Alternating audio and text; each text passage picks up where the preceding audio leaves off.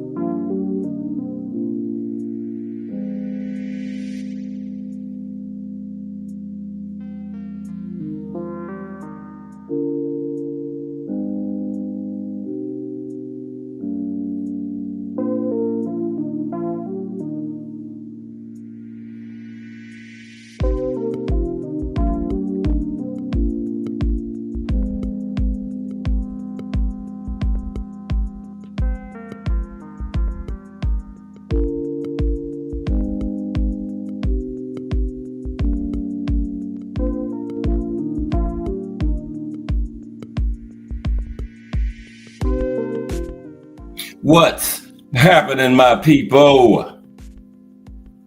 It's Cat Sports again, back for another afternoon with the family. That's right. You know what time it is. If it's Monday through Friday, 2 p.m., it's the Boxtorian, bringing you all that boxing history. Boxing is the greatest sport of them all. That's why we love it. Can't get enough of it. Salute to everyone, and welcome to another episode of Cat Sports, the Boxtorian. Today, the life and career of the real deal, Amanda Serrano. The real deal, Amanda Serrano, has the family today. It's Friday, first Friday of August. So the first Friday of the month, we profile an active boxer. Today, it's going to be the real deal, Amanda Serrano. Salute, Terry Akers. My favorite sister-in-law is in the building. How are you today, Terry? Hope you and Miss Cass ain't working too hard over there. Okay, yeah. Amanda Serrano today, though. And Miss Cass is in the building, too, of course. Salute, Miss Cass. And Terry Akers. Know y'all having fun over there. Probably more fun going on than work. Okay.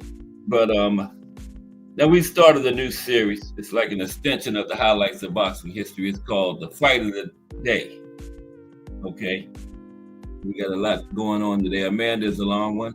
So let's get into right now the fight of the day. Okay.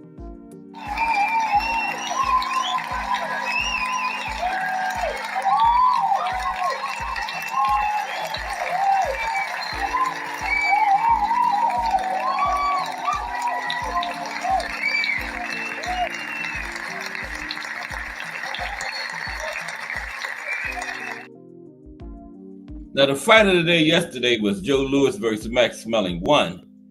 So you know what the fight of today is. Joe Louis versus Max Schmeling 2. Okay, and that was a huge upset at that time in 1935. You know, like I was saying yesterday, just imagine how dominant and invincible Mike Tyson seemed in the 80s when he came on the scene. So imagine if a aging heavyweight like Ken Norton, or if they were still around, Ron Lyle or somebody had come in there and just dominated Mike Tyson. That is the magnitude of what happened when Max Schmeling beat Joe Louis. It was on that type of scale. And he not only beat him, he stopped him. Not only stopped him, it wasn't a TKO where the referee stopped it or corner through the towel in. Joe Louis was on the mat, 10 count type of knockout. So yeah, that was a huge. But then they had the rematch. It was a couple years later, 1938. So let's talk about that. Joe Louis versus Max Schmeling 2, the fight of the day. Now, former June 22nd, 1938, Louis versus Schmeling 2. Now, former world champion Max Schmeling was a solid 10-1 underdog when he faced rising contender and awesome knockout artist Joe Louis in a major heavyweight showdown in June of 1936. A huge crowd in Yankee Stadium expected to see the veteran humbly fall to the undefeated contender, who was viewed as unstoppable. But instead, Schmeling shocked the sporting world, not just the boxing world, the sporting world, okay? Just like Buster Douglas did in 1990. Max Schmeling shocked the sporting world, okay? When he dominated Jolting Joe, the Brown Bomber, landing a long series of hard right hand counters before putting Louis down for the count in round 12. Okay, down for the count. Round 12. But a year later, it was Louis, not Schmeling, who received the shot at the world title. The Brown Bomber had rebounded with 7 straight wins, including a knockout over former champion Jack Sharkey. But no doubt, the main reason Louis, instead of his conqueror Schmeling, received the chance to fight for the championship was politics. As a citizen of Nazi Germany, no one was anxious to give Schmeling another chance at the world title, while the hated Adolf Hitler was threatening the world with his fascist ideology. Instead, Louis got the title shot, and he left no doubt as to his worthiness when he scored a clean knockout over James J. Braddock. Okay? Yeah, Louis got the title shot because they didn't want that belt to get in Hitler's hands over there in Germany, because they thought Hitler was going to just have Schmeling fight a lot of low-level contenders over there in Europe, and it would be years before the championship got back to the United States. So Louis got the title shot instead of Schmeling, even though Schmeling had beat Louis, okay? And yet, Louis himself was not satisfied after winning the title from the Cinderella Man. Louis said, I want Schmeling, right? Louis did not rest on his laurels as he waited for a return fight with the Black Ulin of the Rhine, taking a decision over tough Tommy Farr just 2 months after becoming champion. and then knocking out Nathan Mann and Harry Thomas. Finally, a rematch with Smelling was signed and set for June 22nd, 1938. Okay, finally got the rematch signed. June 22nd, 1938. That's the date.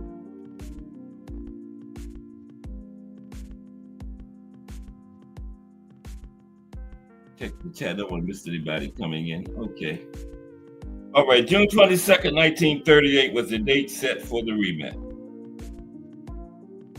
It was the fight Lewis had been waiting for, but as everyone soon learned, it was one sports fans were also anxiously waiting to see. Now, the political backdrop for the fight was impossible to ignore, and in the years since, it has come to be viewed as one of the most significant sporting events in world history. Tickets sold at a record pace. The top price for ringside was set at $40. This was in 1938. And organizers quickly realized it was far too low. $40 was too low for this fight.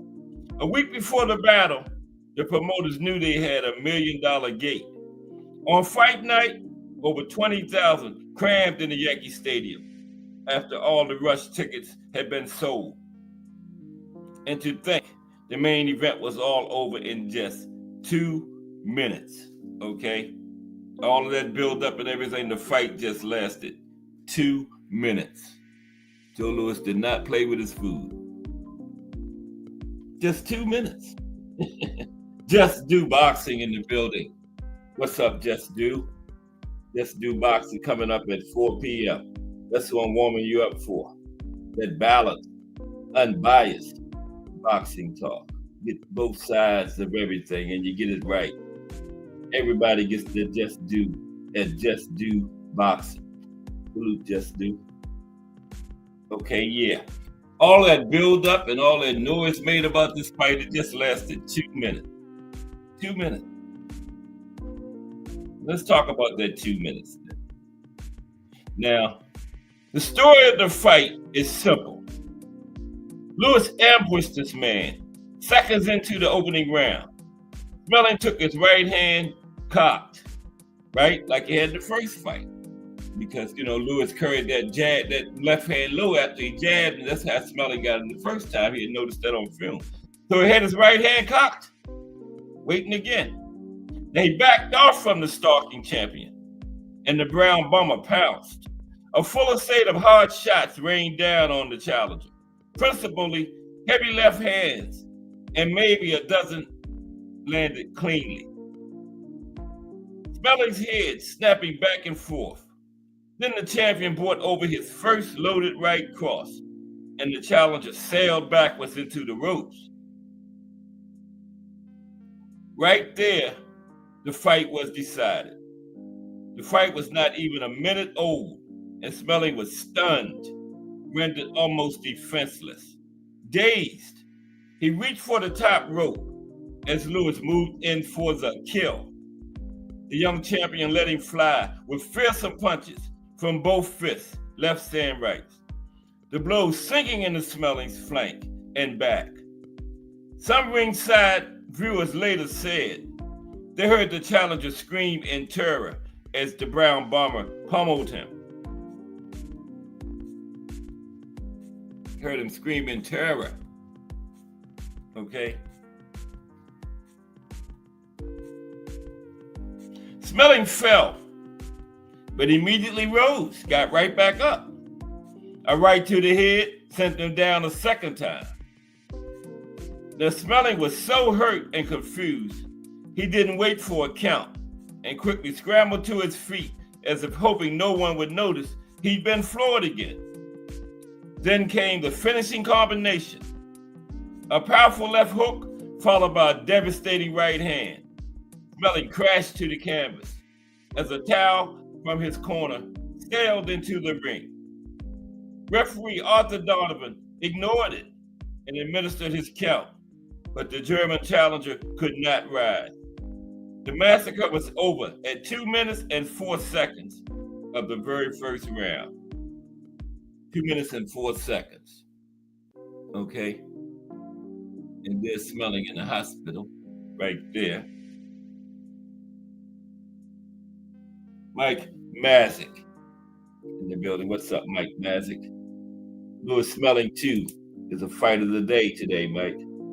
Okay? Yeah, Lewis got his get back. And did he get it? Damn, I forgot how to spell Mike Mazik's name. Mazyck. Had a brain lock. I know how to spell it. But salute Mike Mazik. Yeah, Joe got his get back. With an awesome display of heavyweight power, Joe Louis erased his defeat to Smelling, made it seem like some kind of strange fluke, a phantom, and asserted himself as the most awesome, powerful, and awe-inspiring champion of the big men since Jack Dempsey. Now afterwards, the normally placid Lewis offered the press a rare, self-satisfied grin. Now, he said, I feel like the champion. And now the fight lasted 2 minutes and 4 seconds, right? But guess what? For 2 minutes and 4 second fight, Smelling spent 2 months in the hospital. 2 months. Amazing. But okay, yeah, Joe Louis got his get back. So now, the life and career of the real deal, Amanda Serrano. And we're going to have a fight of the day, a classic fight every day to start the show now for the highlight of boxing history. Okay, so let's get to Amanda, the real deal. How's everybody? Today is Friday. We got some big fights coming up tomorrow. We got Arthur Duarte and Kenneth Sims. We got a big, good matchmaking. Regis Prograis and Jojo Diaz in there. 2 aging fighters, right? Lost a few steps, but what they lost in the few steps, they more than made up in experience. That is great matchmaking. Yeah, I'm looking forward to that one, Regis and Jojo. That may be the fight of the weekend right there. That's going to be a good one. Mm-hmm. Yeah, that is amazing, Mike. You're talking about the 2 months in the hospital for just a 2-minute fight. Yeah. Yeah, Joe had all that built up in him because in 1936, when he lost, then he won the title, but he said he didn't want to be called champion until he got Smelling back in there and beat him, right? And then you had World War II, all that getting ready to start, and Hitler and the Nazis over there in Germany. And that was amazing. Joe Louis even got called to the White House by the president. I think it was Roosevelt, Franklin Roosevelt did it. He told Joe Louis the entire free world was riding on his shoulders of winning that fight. Because the Smelling got that title, Hitler was it might have been decades before it got back to the United States, because Hitler was going to just have him fight a lot of low-level European challengers and keep the title in Germany as a propaganda tool, saying how superior the Nazis were. Look, we even got the heavyweight champion of the world as a Nazi, which Smelling was not a Nazi. But a lot of people didn't know that, and they held that against him. But Smelling never supported the Nazi regime. Never did. But let's get to Amanda Holyfield, the real deal. That's the profile for today. Okay? But it's Friday. At the end of another big week of boxing history. On Cast Sports, the Box Historian, bringing you all that boxing history. Okay, Amanda Serrano. And at the end, yeah, we're gonna I'm gonna cover later Ali, because I was just like, I guess, surfing through YouTube last night through the boxing channel. I heard a guy say Layla Ali is only known because she's Muhammad Ali's daughter. That couldn't be further from the truth. Now, when she started her career, she was only known as Muhammad Ali's daughter, of course. But when her career finished, she had forged her own legacy. She was known as one of the greatest women's boxers ever, arguably the best. 24-0, 21 knockouts, only 3 people went the distance with her, right?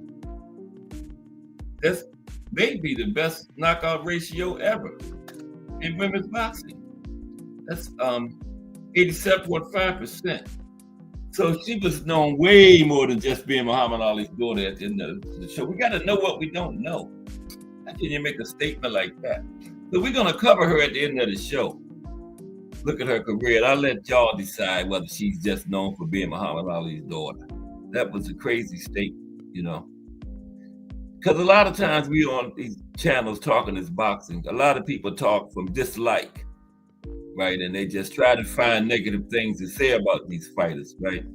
And that is definitely, that person either don't like the Alis or just don't know nothing about Layla Ali, because when her career ended, she was known for way more than just being Muhammad Ali's daughter, right? And she had, you know, it was going against her when she started. Just for being Muhammad Ali's daughter, she had pressure on her. And I think she did an amazing job in her career. From being Muhammad Ali's daughter, having that kind of pressure on her to be great, and look what she did. When you talk about the greatest women boxers ever, she's in the argument. And we're going to talk about her at the end of the show. Yeah, Layla Ali. And then he said, well, the GOAT, Clarissa Shields got more accolades. She got 2 gold medals. But when Layla Ali was fighting, women weren't allowed to go to the Olympics. So how was she going to get a gold medal when women weren't even competing in the Olympics? So we got to stop this talking from just dislike of people, or you know what you don't know, because he either dislike the Alis or just don't know shit about Layla Ali. Because when her career ended, she was known for way more than just being Muhammad Ali's daughter. She was known for being one of the greatest women's boxers ever. And we're going to cover her at the end of the show, talk about her great career. Okay, but now, the life and career of the real deal, Amanda Serrano. Mike says he's at the Jersey Gardens mill listing. Okay, Mike. What is the Jersey Gardens mill, Mike? Is that a mall or something? Okay, but Mike's at the Jersey Gardens mill listing. Appreciate you, Mike. Mike gonna be listening every day, no matter where he's at. Okay. I think Mike only missed 1 show. This is my 465th show. Mike been in 464 of them. Okay, salute, Mike. All right, let's get into Amanda now. Okay, she's a Puerto Rican pro boxer and mixed martial artist. As a boxer, she's a unified featherweight world champion currently, having held the WBO title since 2019, held the IBO since 2021, and the WBA title since 2023.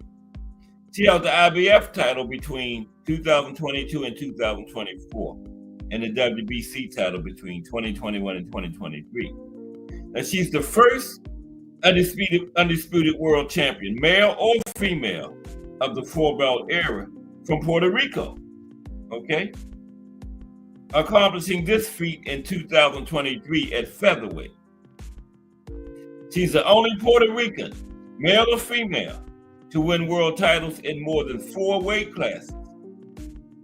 And she just smashed that. She got titles in 7 weight classes.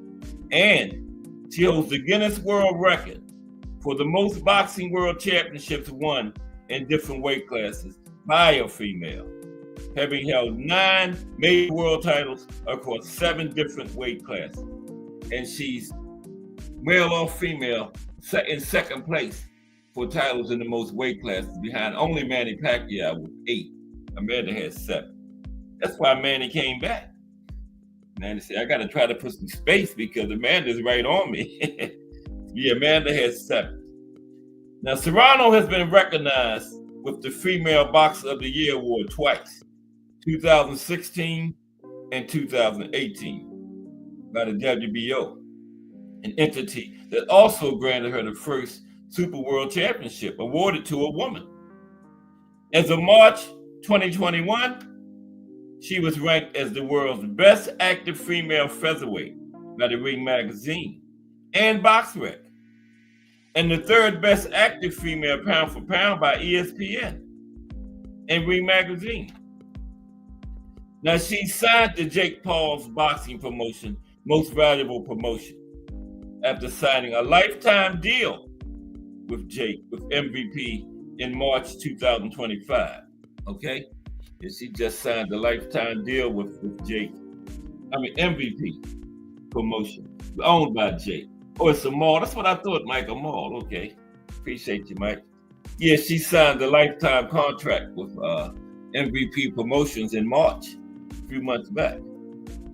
Now, Amanda, of course, Nick called, the ring name is The Real Deal. Now, she's competed in 7 weight classes, won titles in every one of them. Super featherweight, 115. Bantamweight, 118. Super bantamweight, 122. Featherweight, 126. Super featherweight, 130. Lightweight, 135. Junior welterweight, 140.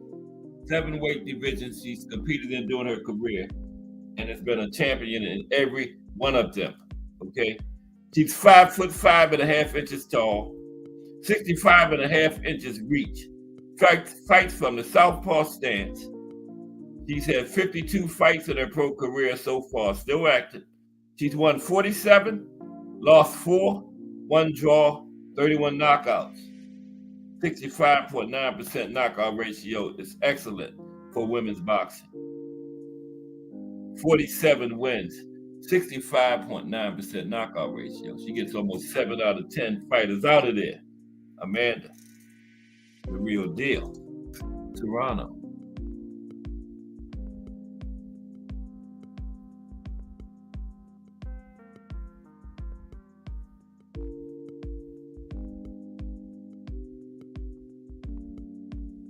Okay, now let's look at her early life.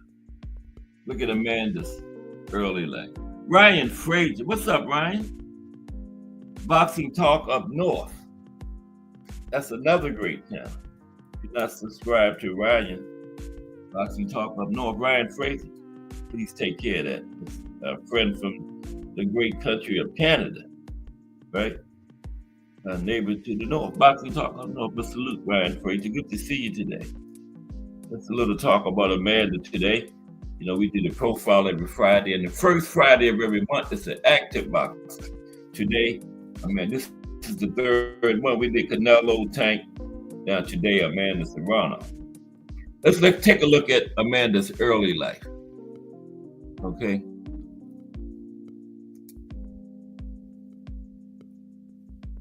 Appreciate you, Ryan. Now, Amanda was born in the municipality of Carolina in Puerto Rico, where her sister Cindy was also born. Now, her grandparents were also born in the municipality of Carolina.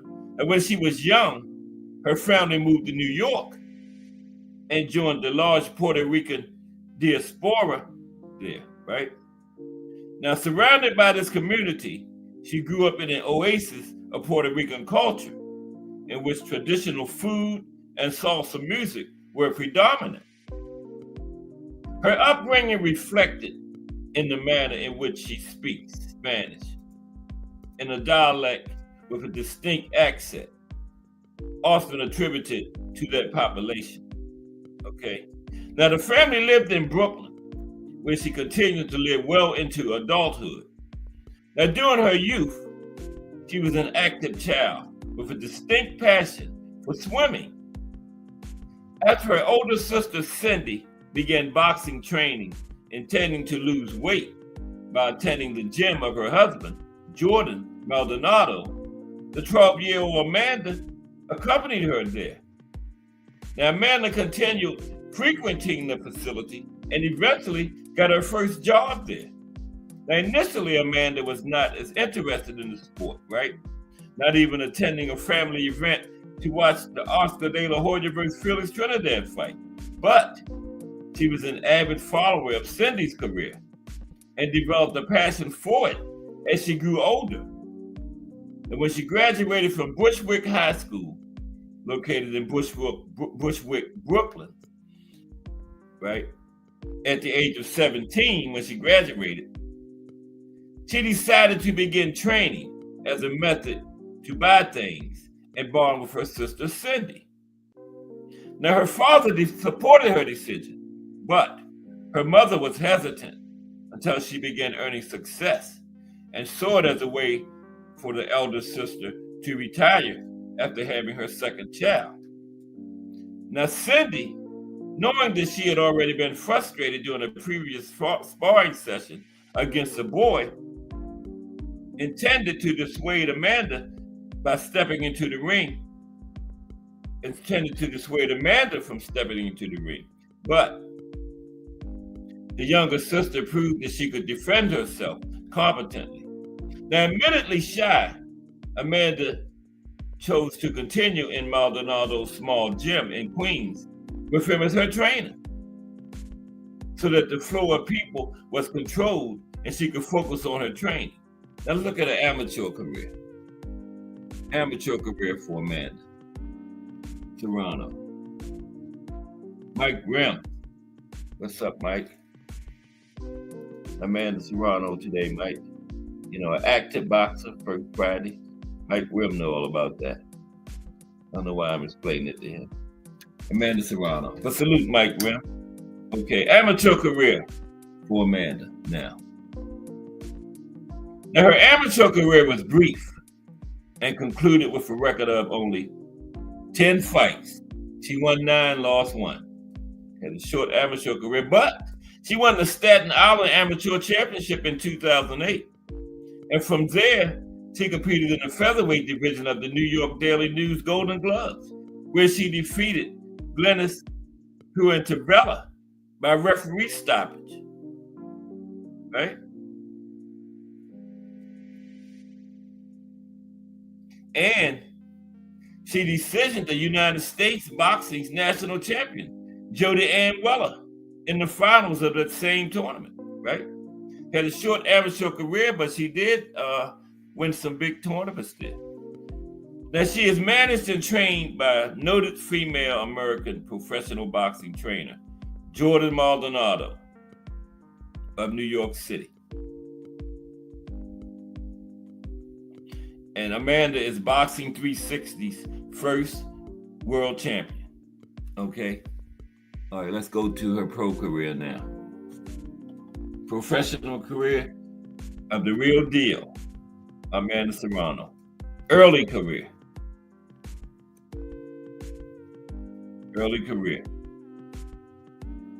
On June 11, 2011, Amanda defeated Jennifer Scott to capture the vacant WBC North American Boxing Federation featherweight title. The fight was scheduled for 8 rounds, but it was cut quick as Amanda knocked out Scott in 1 minute, 4 seconds of the first round. Yeah, 1 minute and 4 seconds of the first round. Wow, that was quick. Okay. Now, Amanda was in line to face Fatuma Zarika for the vacant WBC Super Featherweight title. But Zarika returned to her native Kenya due to an emergency and was unable to return due to visa problems. On September 10th, 2011, Amanda defeated WIBF Intercontinental Lightweight Champion Kimberly Connor by a second-round technical knockout for the vacant IBF Super Featherweight title. That was her first major world championship, 2011 IBF Super Featherweight, which is what is Super Featherweight? 130? Yes, 130. That's where her first title was at. First of 7 divisions.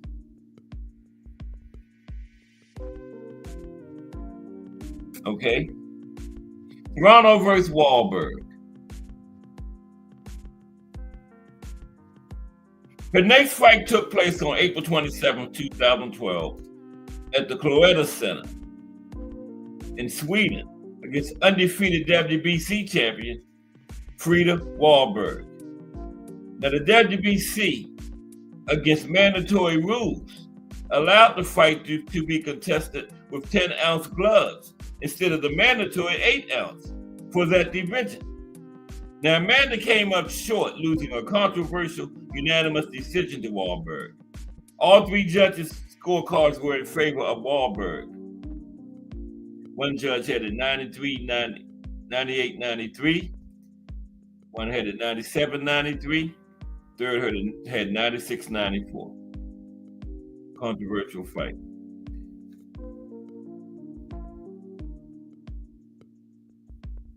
Now, a 6-round knockout win over Maria Moderna for the WBO lightweight title was held at the Argentine Boxing Federation Stadium. Moderna was going for her 4th title defense, but Amanda dominated the fight with her speed and power. She next faced the former WBC super featherweight champion, Olivia Jarula, at the B.B. King Blues Club and Grill in New York City. Amanda stated in a pre-fight interview that she wanted the winner of Matisse versus Bojanovic, as she expressed her desire to unify all 4 featherweight titles. Now, she defeated Olivia Jarula by TKO in the first round to capture the vacant WBO featherweight title. She then successfully defended her featherweight title by TKO against Calixta Salgado in Brooklyn. On October 18, 2016, she defeated Alexandra Lazar in the 5th round to capture the vacant WBO junior featherweight title. Now, she was already a 3-division champion at that point. She moved back down to junior featherweight, and she had a tie. She moved back down. That's when she tied Miguel Cotto's record and became only the 2nd Puerto Rican boxer, male or female, to win titles in 4 weight classes. Okay? Miguel Cotto was the first. Amanda was the second to accomplish that feat.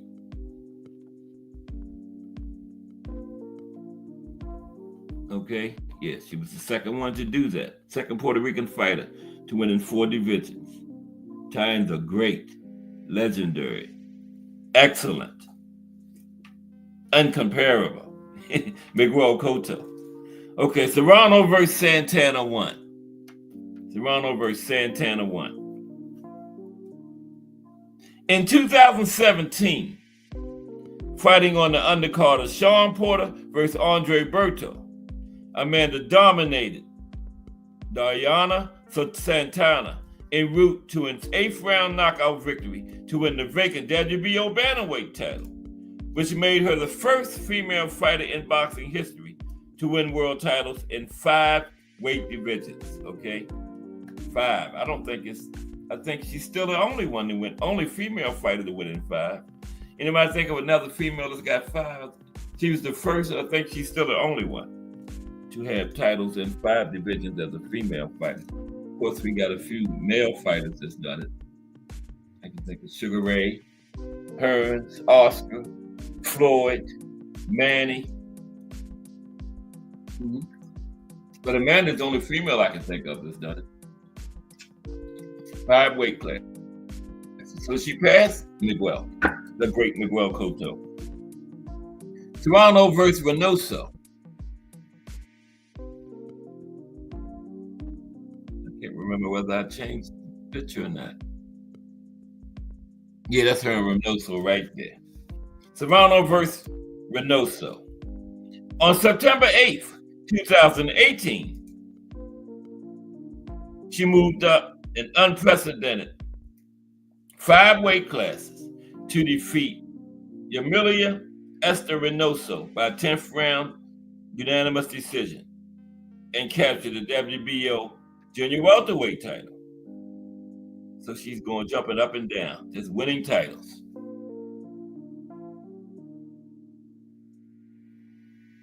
Okay. Serrano versus Vorarlberger. On January 18th, 2019, Amanda defeated Eva Vorarlberger in the first round to capture the vacant WBO super flyweight title. In doing so, she became only the second male or female to capture a major title in 7 weight classes. The only other one was Manny Pacquiao, right? It's only the second fighter, male or female. Now she got 7, her 7th one, after Manny Pacquiao. Featherweight. Serrano versus Hardy 1. Serrano versus Hardy won. On September 13th, 2019, Amanda defeated undefeated Heather Hardy. Heather was 22-0 coming into this fight to capture the interim WBC and WBO featherweight title. She dominated the 10-round fight with scores of 98-91 on two cards, 98-92 on the other. On February 4th, 2021, Amanda was promoted to full WBC featherweight champion. The move came following a breakdown in talks regarding a targeted showdown with Edmonton's Delina Majanovic. Serrano versus Bermudez. Salute. BC Prison. He says, I had CTE. What the hell is CTE? What is CTE? I got to find out whether it's good or bad before I block you out, BC Prison.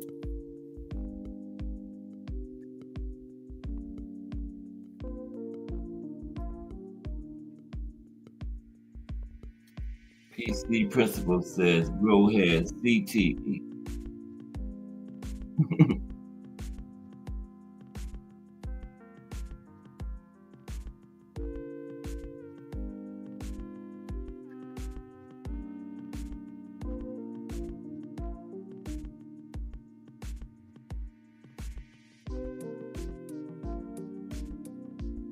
Okay, now, Serrano versus Bermudez.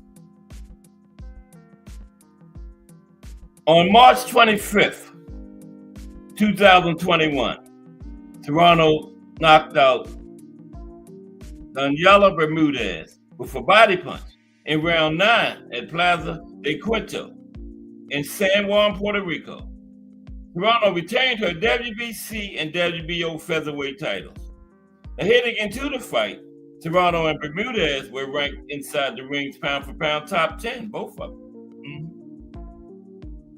Okay, so now here's the first fight against Katie Taylor. This was at lightweight. Serrano versus Taylor.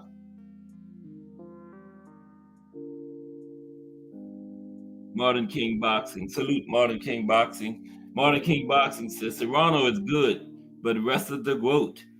All right, appreciate you, Martin King Boxing.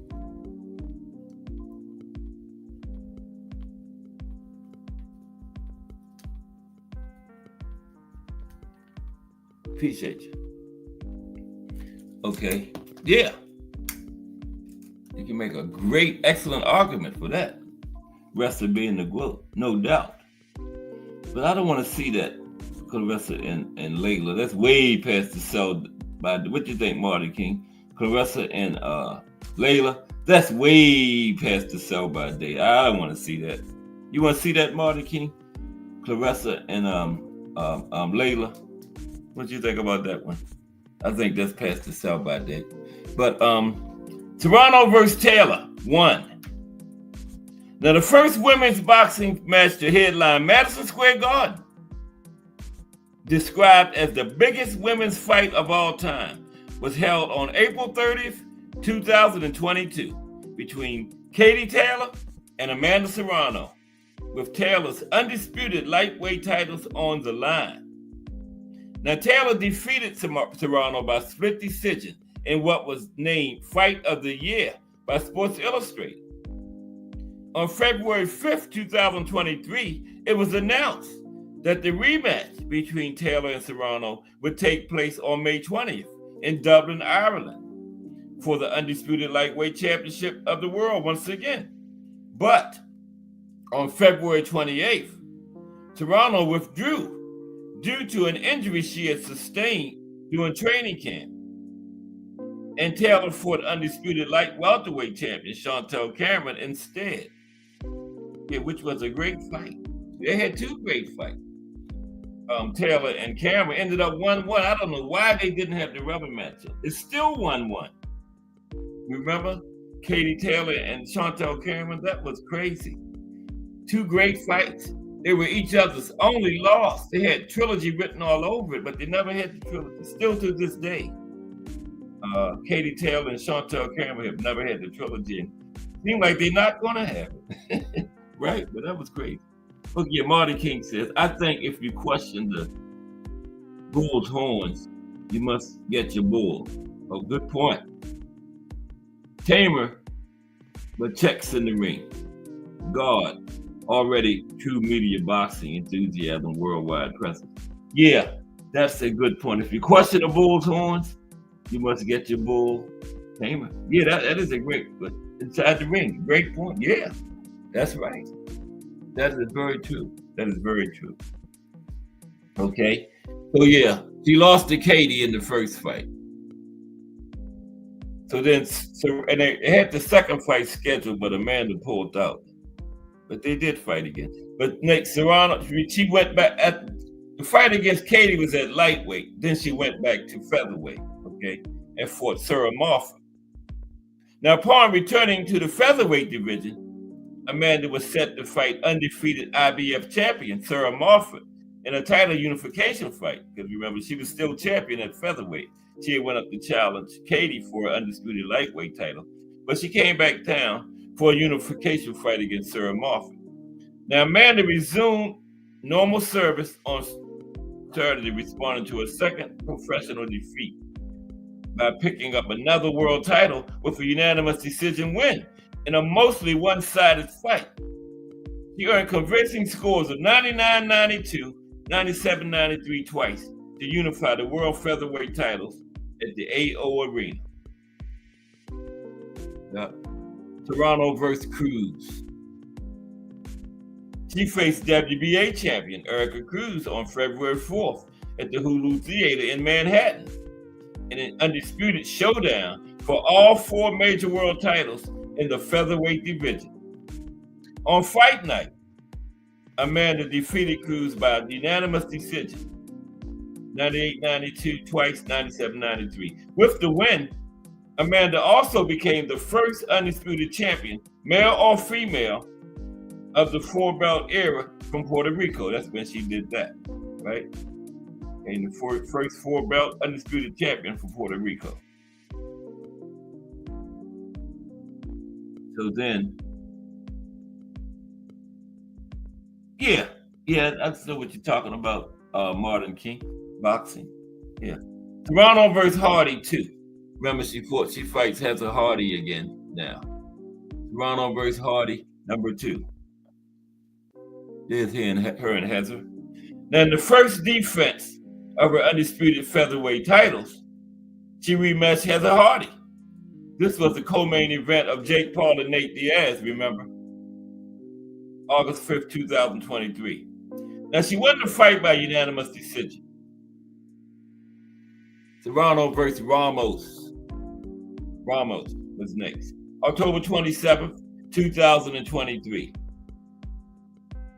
She defeated Danila Ramos. Now, this was significant by unanimous decision and retained her WBA, IBF World Featherweight titles because she dropped the WBC because they wouldn't sanction the 12 rounds. Now, it was significant because it was the first women's world title fight held at 12 3-minute rounds since 2007, right? Now, the fight did not include the WBC belt, as Mauricio Suleiman, the president of the WBC, did not sanction the fight, right? He had cited studies and safety issues. And the week prior to the fight, he told the BBC he was praying that there will be no mishap or injury due to this deeply misguided and mistaken initiative. But both fighters showed that women can go 12 rounds safely, be competitive, and have a good fight, right? Had the stamina and the skills to go 12 rounds, and nothing happened. So after Mauricio made that statement, on December 5th, 2023, Amanda vacated the WBC title due to their refusal to sanction future female boxing matches at her desired 12 3-minute rounds. But Jake was willing to sanction them Jake even had a 4-round prospect fight on that card, but they were 4 3-minute rounds. Mm-hmm. So then she was scheduled to fight Nina Mankey, but that got canceled. Excuse me for one moment. Yeah, that fight got canceled. Her and Nina Mankey. Do I have CTE? Damn. I better go to the doctor. Man. Yeah, I'm old. I might have it. The guy might have saw something. You know, like Mikey Garcia, I saw something. Man. Okay, where were we? Oh, yeah, the council fight. Yeah, I dropped it a little bit. I got to find out where I was at now.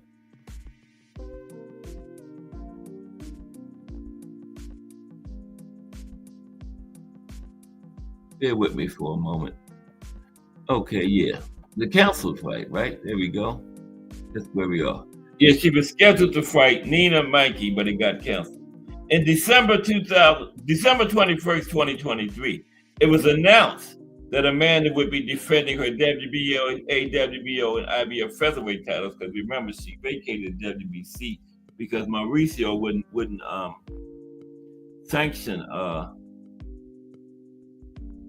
the 12 rounds and the 3 minutes for the women.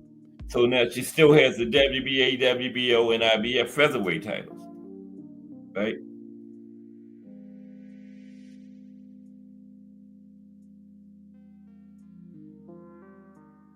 And this was scheduled for 12 rounds, this fight was, in Puerto Rico, right? But the fight was canceled at the last minute after Amanda was declared medically unfit by the Puerto Rican Boxing Commission due to an eye injury. So now she goes up to super lightweight, 140. I think this is her first fight at 140. She was really jumping it. Yeah, appreciate you, Martin King, boxing. 2 to 4 every day, my friend. Cast Sports the Box Story and bringing you all of that boxing history. Profiles every Friday. First Friday of the month is always an active boxer. That's why Amanda today. So she went to super lightweight against Stevie Morgan. She faced Stevie Morgan in Tampa, Florida, on the undercard of Jake Paul versus Mike Perry. Remember that one? July 20th, 2024. And she beat Morgan by TKO in the second round. So now, here comes her and Katie Taylor again. Serrano versus Taylor 2. Serrano versus Taylor 2. Now, she was originally scheduled to challenge Katie Taylor for an undisputed super lightweight title in a rescheduled rematch on July 20th, 2024 at AT&T Stadium in Arlington, Texas, on the Jake Paul versus Mike Tyson card. Oh, remember? But, yeah, the Serrano-Taylor fight was the co-main event on the card. But after Mike Tyson suffered an ulcer flare-up, the event was postponed and took place at the same venue on November 15th, 2024. Taylor was awarded the unanimous decision victory. Now, according to Netflix, 50 million households throughout the world watched the Serrano-Taylor fight. Viewers said that Netflix repeatedly crashed during the fight. Okay? So then the next fight was Serrano-Taylor 3, which just happened. Right? Just happened.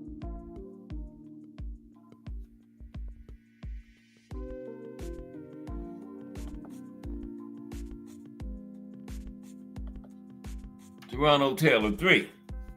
Okay. Now, she lost against Katie Taylor by majority decision a couple weeks ago, July 12th. Remember? About what? 2.5, something like that.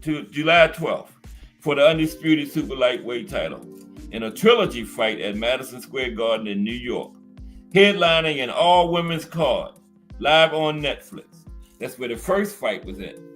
The first fight was the first time 2 women had headlined the card at Madison Square Garden, and the second one was the second time, right?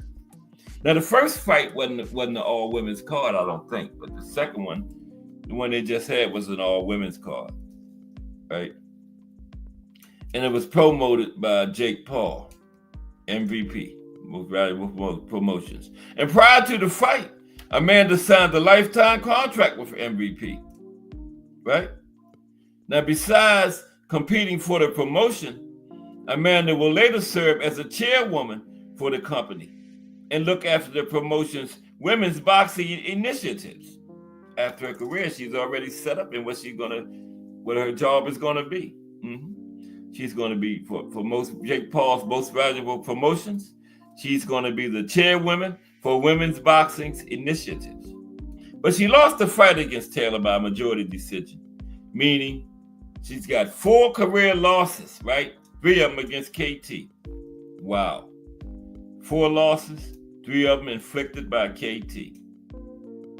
Okay, now rewinding down. We got something on Layla Ali after this too. Because like I said, a guy said the other night, I was, surfing through YouTube, and the other guy stopped on the channel. I don't even remember what channel I was on. I don't even remember the guy. I wouldn't say it nowhere, but I don't remember the guy's name. He said, Layla Ali is only known because she's Muhammad Ali's daughter. He either dislike Layla Ali or don't know nothing about Layla Ali, because now, like I said, she started out as only being Muhammad Ali's daughter, but she could have been not even affiliated with Muhammad Ali after her career and still be one of the greatest women's boxers ever. So that is so far from the truth. So we're going to look at her career to prove it after this. But mixed martial arts career, okay? Let's look at her mixed martial arts career, because her last fight was KT, right? Her last fight was KT.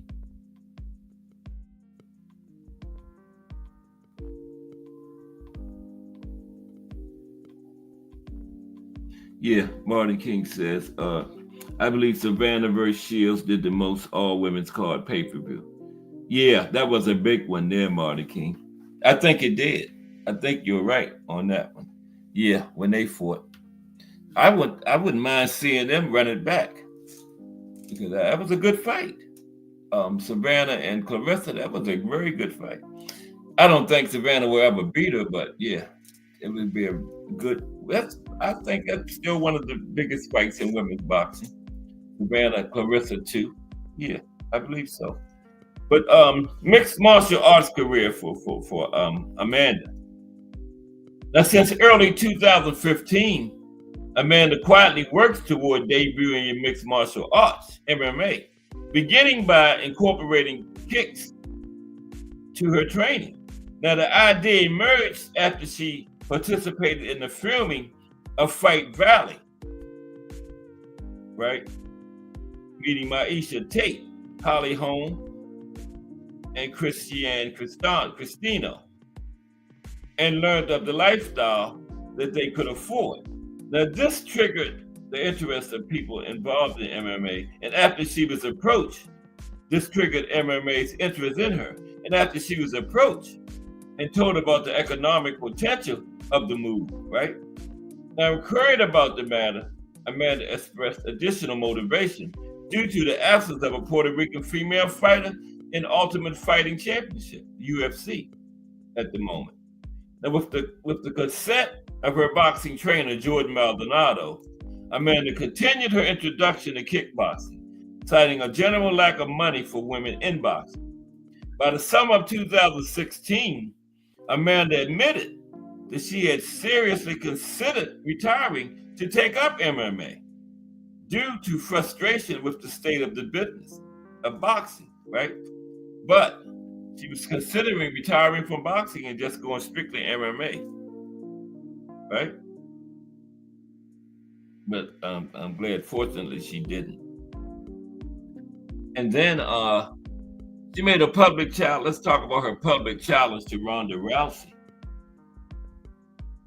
Public challenge to Ronda Rousey. This is her and Ronda Rousey.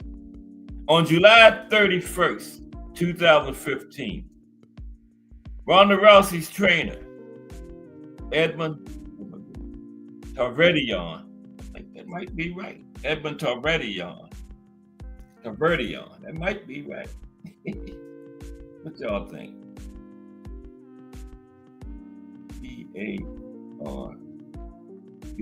E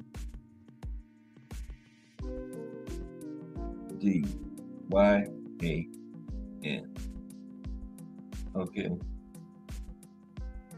Tarvedian, right? That is Edmund Tarvedian, Ronda Rousey's trainer. But anyway, on July 31st, 2015, Ronda Rousey's trainer, Edmund Tarvedian, expressed the belief that this fighter can win the boxing world title, right?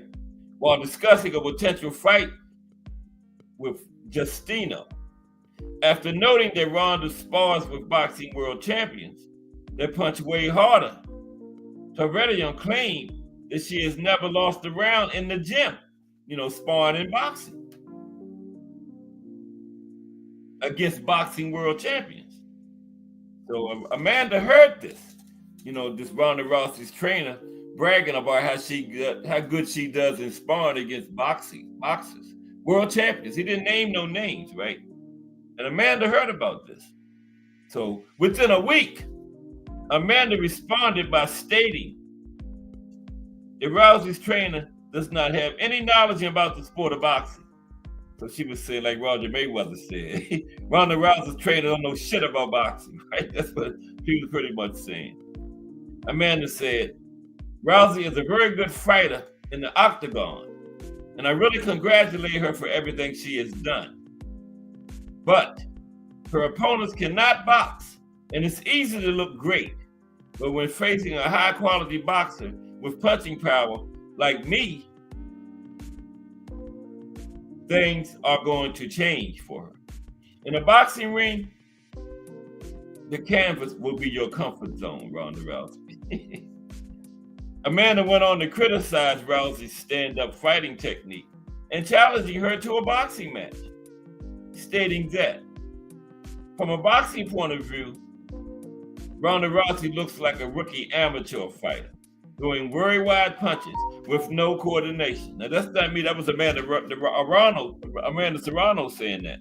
He said, from a boxing point of view, Ronda Rousey looks like a rookie amateur, throwing very wide punches with no coordination.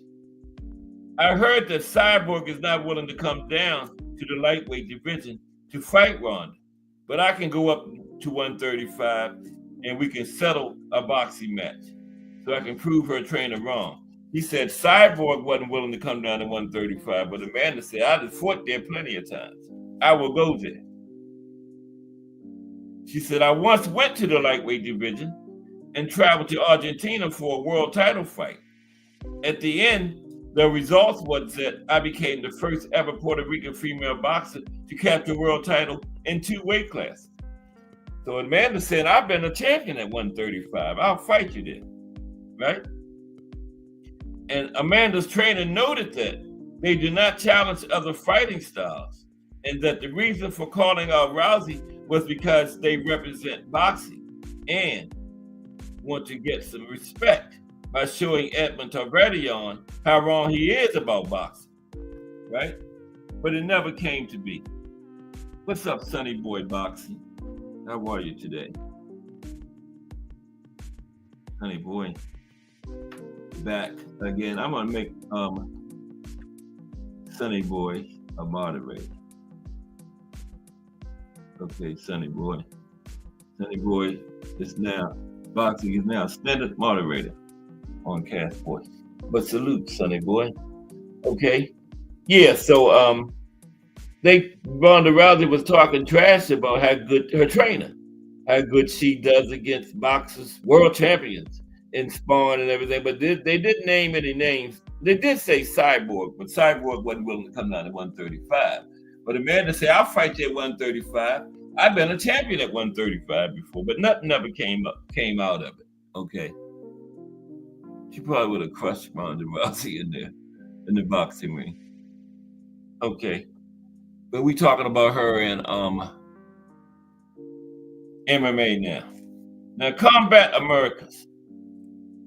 In December 2017, Amanda announced that she had signed with Combat Americas, an MMA promotion that mostly featured Latin American fighters on its roster, right?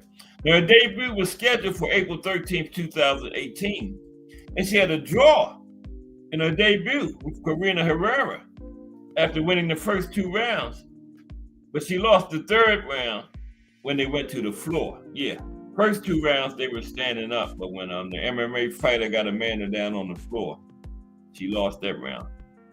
You know, she didn't get her out of there, but she lost the round, right, when she went to the floor. Now, afterwards, Amanda focused on grappling. This training was put to the test on August 18, 2018, when she won gold in her first career jiu-jitsu tournament, a grappling industries event held at New York, where she won by 4 submissions. Okay? 4 submissions. After winning a 6th world championship in boxing, it was announced that MMA would be Amanda's focus in the foreseeable future due to better salaries.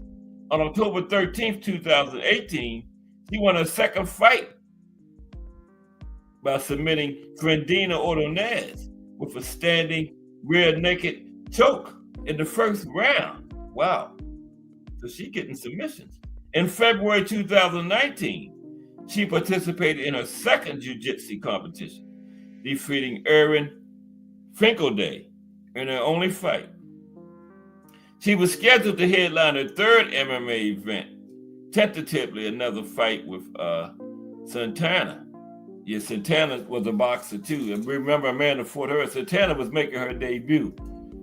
It would have been in Puerto Rico on January 25th, 2020. But the card was postponed due to a series of earthquakes, and ultimately canceled. Yeah, can't fool with them earthquakes. Serrano considered the last-minute cancellation frustrating after missing the holidays due to her training.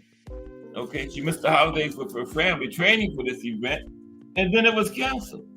Wow, yeah, that would be frustrating. Put all that into it, missed the holidays, and then the event got canceled. Wow. Afterwards, Combat Americas entered into a hiatus caused by the COVID-19 pandemic, remaining inactive until 2021. Now, during this time frame, Amanda's contract came to an end. She never renewed or re-signed with continued boxing. Okay.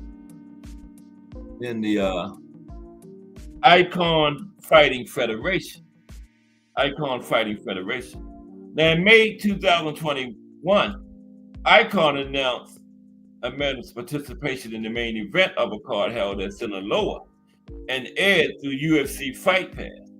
On June 11th, 2021, Amanda defeated Mexican Valentina Garcia by submission. Got a standing guillotine. Ooh, she put the standing guillotine on her. I think a guy put that on me in real life one time when I was younger, the standing guillotine. Anyway, he had me from the back and I told him he won. It was a street fight. I gave up. But she got this lady in the standing guillotine, and that was it. And it only lasted a minute. Wow. Professional Fighters League.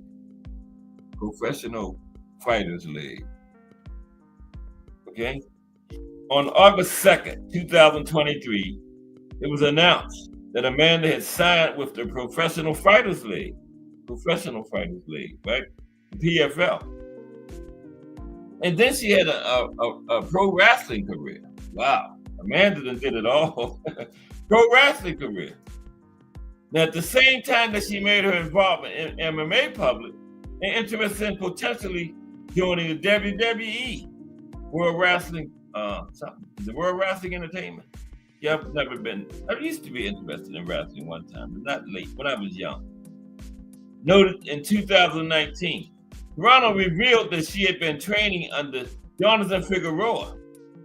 He was known in the wrestling ring as the Amazing Red, right? And she was training to become a professional wrestler. And that she would be performing for a promotion soon. And there you have it, the life and career of Amanda Serrano. Now we're going to talk about Layla Ali because, like I told you, I heard somebody the other night talking about Layla Ali was only known because she was Muhammad Ali's daughter. I was like, what? Layla Ali is in the argument for the best women's fighter ever. I don't care whose daughter she was, man. Even if she wasn't Muhammad Ali's daughter, she would be still known as a great women's fighter, right? So let's talk about her, because that was crazy. We got to know what we don't know. If you don't know, don't address it, because that was just bad, a bad statement there. Later Ali forged her own legacy, and in spite of being Muhammad Ali's daughter, because she had all the pressure on her because she was Muhammad Ali's daughter, right? Yeah. And look at the job she did in the ring. Look at her legacy. And then he went on to say, well, Clarissa got 2 gold medals. But when Layla was competing, the women wasn't allowed in the Olympics. Okay? She had 2012, when women started going to the Olympics, Layla was retired by then. Okay? Yeah, Layla was retired by 2011. So yeah. But let's talk about Layla Ali now, okay?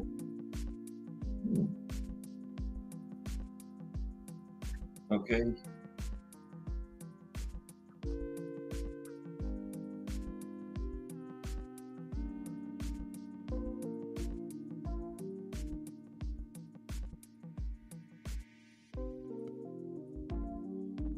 You be with me for one moment.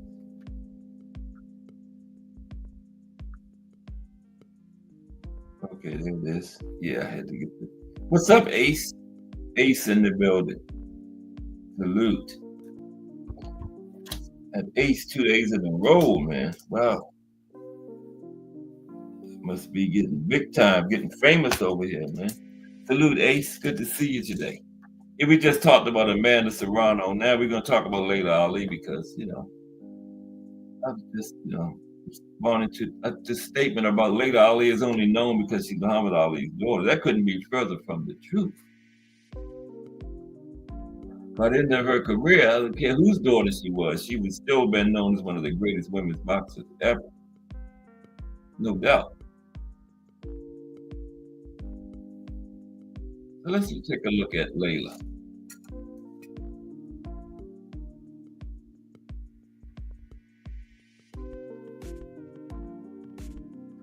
I forgot to, I don't have a picture of Layla. Let's see. Layla Ali. I got one somewhere. But how's everybody today?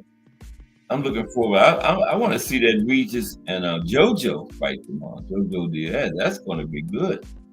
That is excellent matchmaking there. Mm-hmm. 2 aging veteran fighters. Lost a few steps, but they got all that experience. Yeah. Looking forward to that one. And then Oscar Duarte and I forgot who Oscar's fighting. But it's gonna be a good matchup. Of course.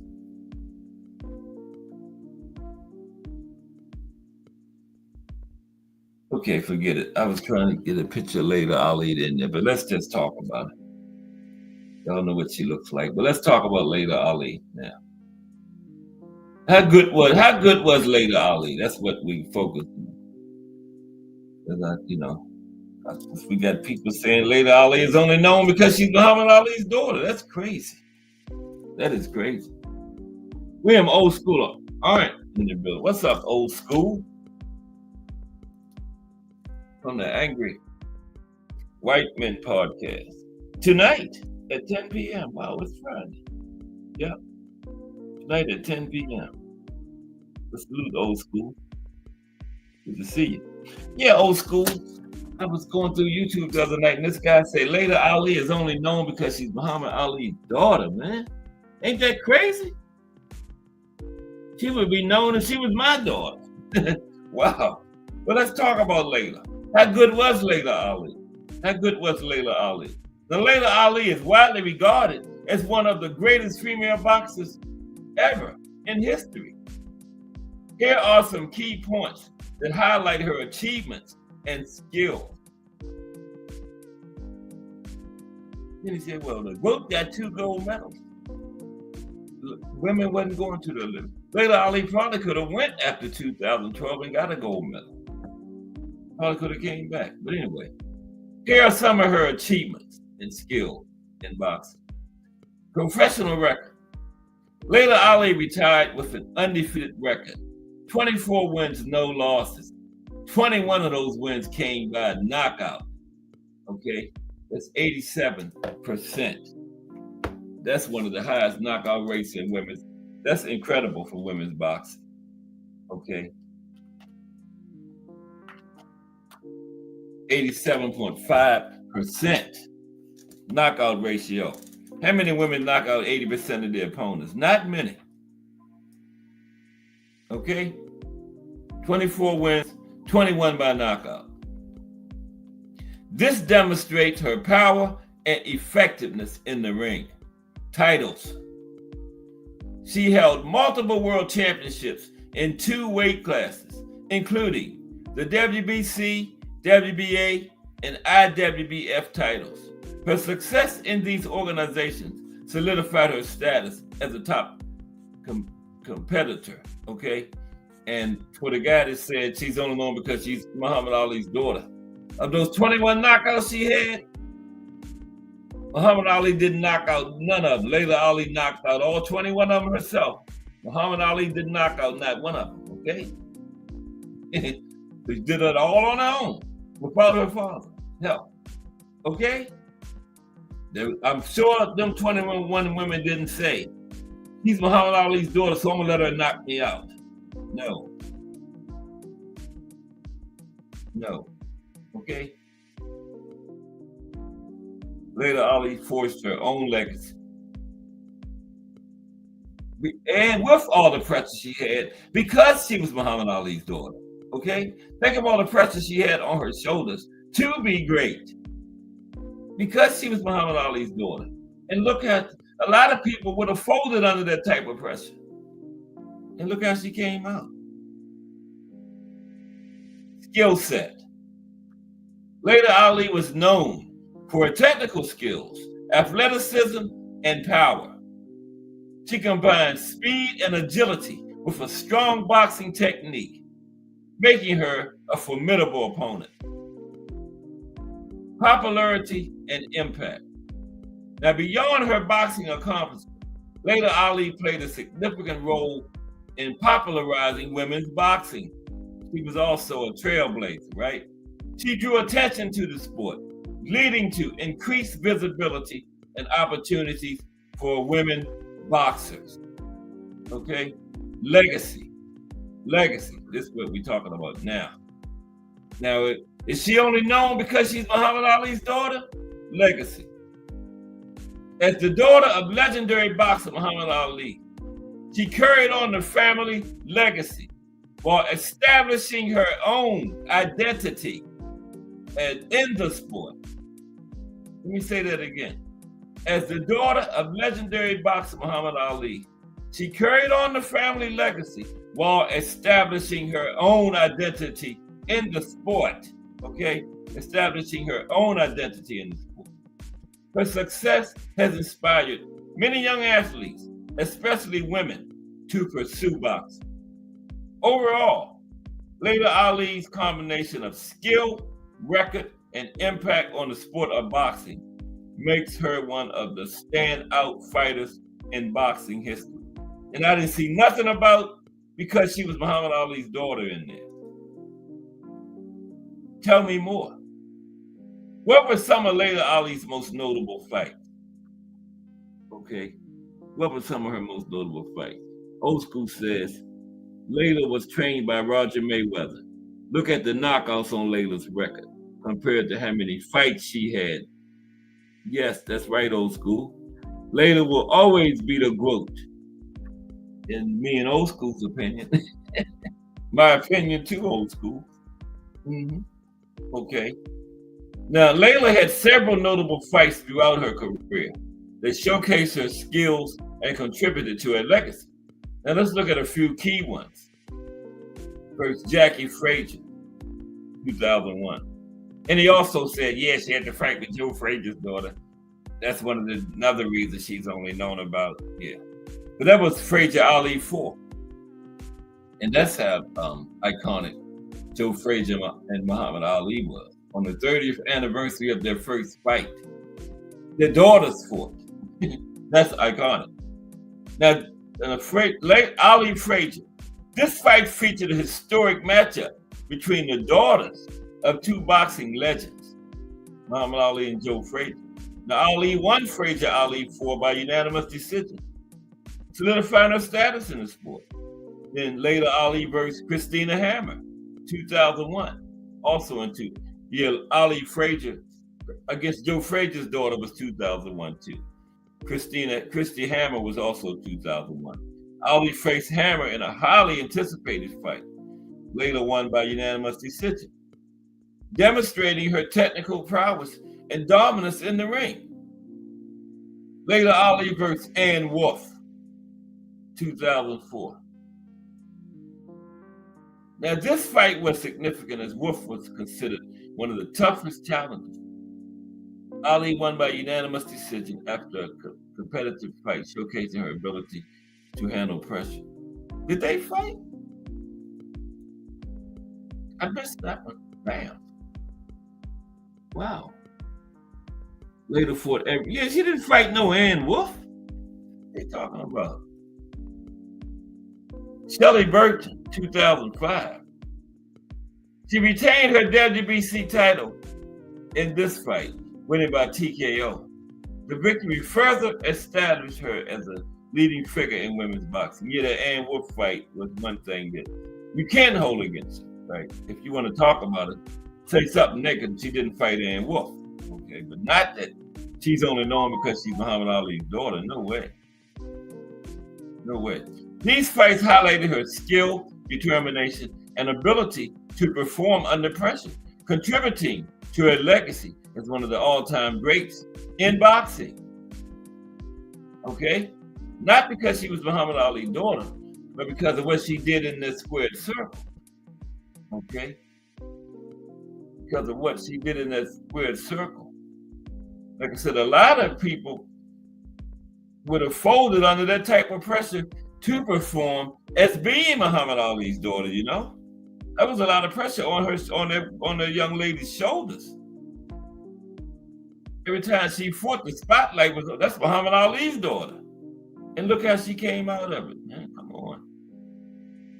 Okay, finally, how did she influence the growth of women's boxing? What was her influence on the growth of women's boxing? Now, later, Ali significantly influenced the growth of women's boxing in several ways. Increased visibility. This was way before the growth. Katie Taylor, Amanda, who we talked about today, Alicia Baumgardner, all of them, way before them. Later's high-profile fights and media presence brought women's boxing into the mainstream. She often headlined events, showcasing the sport to larger audiences. Now, did being Muhammad Ali's daughter draw more attention and attendance at her fights? Yes. That's what he should have said. Being Muhammad Ali's daughter probably made her more popular. Yeah. But that's not the only reason she's known. Role model. As a successful athlete and public figure, Layla served as a role model for aspiring female boxers. Her achievements inspired many women to pursue careers in boxing, helping to expand the talent pool of the sport. Now, advocacy for equality. That's a big one. Advocacy for equality. Ali advocated for equal opportunities and pay in women's sports. Her success helped highlight the disparities between male and female athletes, pushing for better treatment and recognition and promotional efforts. She participated in various promotional events and television appearances, including reality shows and documentaries, which further popularized women's boxing. Legacy of competitors. By paving the way for future generations, Layla Ali influenced the careers of many female boxers who followed in her footsteps, leading to a more competitive and respected field. Cultural impact. As the daughter of Muhammad Ali, she carried a legacy that attracted interest in women's boxing, helping to change perceptions and normalize women in combat sports. Overall, Layla Ali's contributions have had a lasting impact on the growth and recognition of women's boxing, making it a more prominent and respected aspect of the sport of boxing. Yeah. Yeah, in 1 minute, old school. In like 4 minutes, it's coming, old school. Matter of fact, it's coming now. That was it. Yeah. Yeah, I had said finally. Yeah, that was it. Here we go now with the link. Yeah. If I can find the cursor. There it is. Yeah, here comes the link now. Okay. We got William Old School Durant. That's first thing when I saw your name, old school. First thing came to mind was the link. Old school in here. Got to drop the link. Okay. All right. Yeah, but that was crazy. Layla Ali is only known for being Muhammad Ali's daughter. She had all that pressure on her because she was his daughter, man. You know? And look how great she was. You talk about the greatest women boxers ever. Layla Ali has to be in the conversation.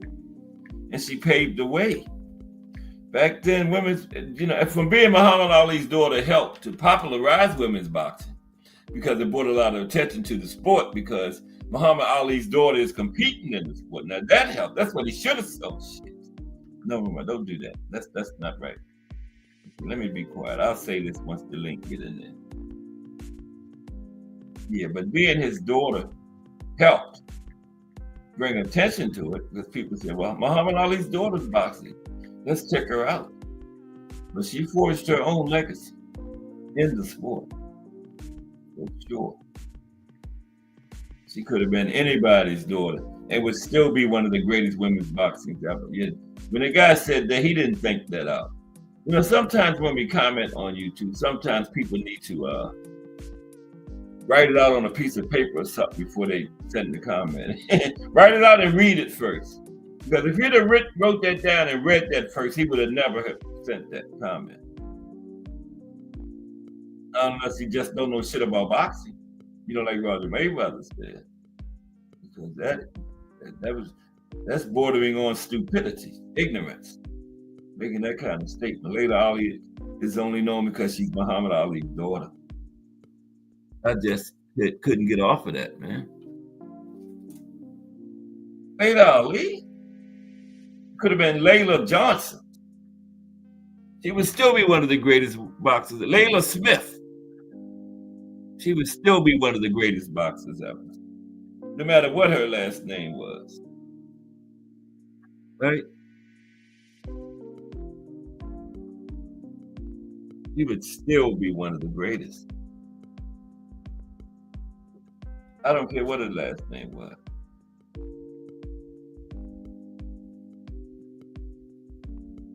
Why ain't Joe Frazier's daughter mentioned in greatness like that? He had a famous father. She just didn't accomplish what Layla Ali accomplished in the sport. Why ain't George Foreman's daughter mentioned like that? Archie Moore's daughter. Because they didn't have the career Layla Ali had, okay? Come on, man, that's ignorant. Like I said, some people need to write this statement down on a piece of paper and read it before they put it in the chat. Right? Yeah, here we go, old school. This is right here. I was running my mouth. Yeah, but we got it. Okay, here we go. Yeah, but that's crazy. Layla Ali is only known because she's Muhammad Ali's daughter. So she could be my daughter. She would still be one of the greatest women boxers ever in the history of the sport of boxing. In the argument, when you're talking about great women boxers, Layla is in the argument, man. I ain't saying she's the greatest because the GOAT is up there, but hey, you can make that case for Layla.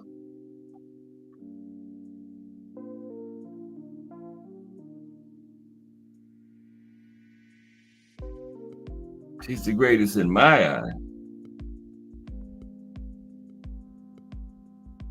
But okay, there we go. Let me see. I don't know where I put the curse. Oh, there it is. All right. What's up, old school? What's good? Not a whole lot. Talking is boxing. Yeah, bro, I can't believe some of these people, I know bro. you got something to say about that. They need to go back and watch Ali, bro. That's all I'm Yeah. saying.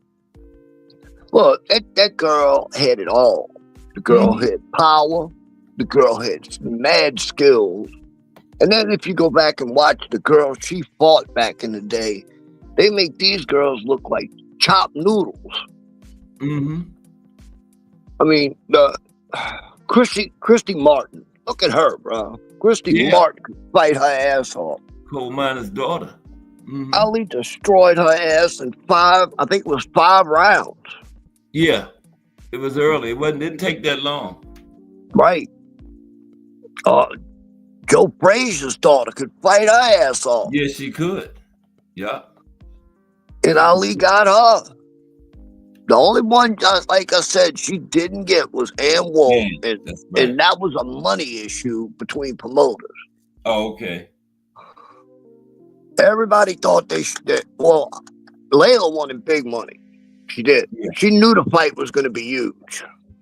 Because both of them were mad skilled. Ann Wolf was a knockout artist, so was Layla. Yeah. And it would have been a monstrous fight. That would have been almost like Wilder versus AJ back when both of them were undefeated, you know?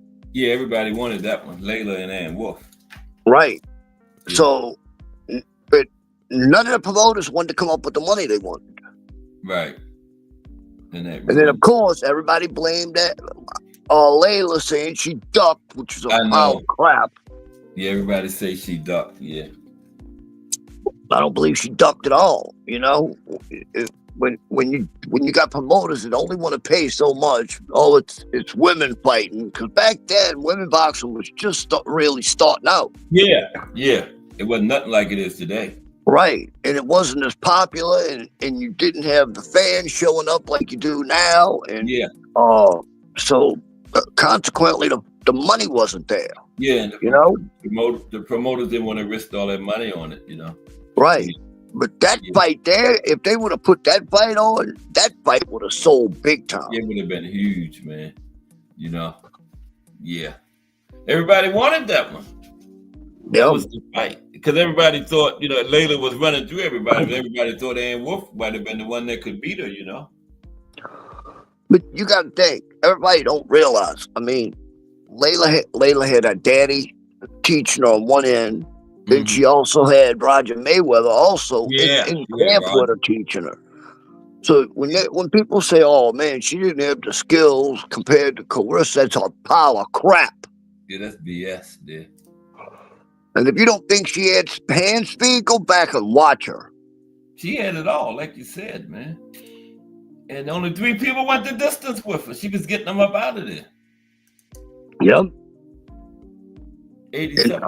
It's like now you got Clarissa trying to drag her out of retirement. I think she's like 47 years old now. Yeah. Clarissa ought to be ashamed of herself. What, it's been like 15, 16 years since she fought, almost 20 years since she fought. Yeah. She's nowhere near fight shape. And it would as long as she's been out of the ring, I mean, we're talking about close to a year before she could get herself into fight shape. I hope that don't happen. And neither do I. She's talking about doing it. I hope not. Look, she's gorgeous still. She's still got a hell of a figure. She stays in shape, but not fighting shape. Nah.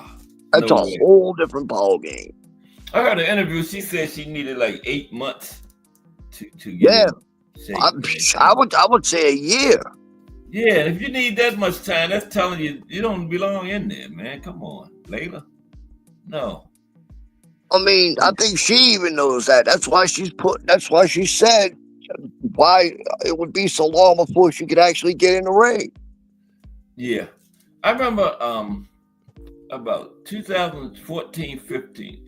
But around the time when Clarissa had been in the ring like 3 or 4 years, they started talking about it. Now, then I would have been for it. It was like 8, 10 years ago or something. Remember they was talking about that fight?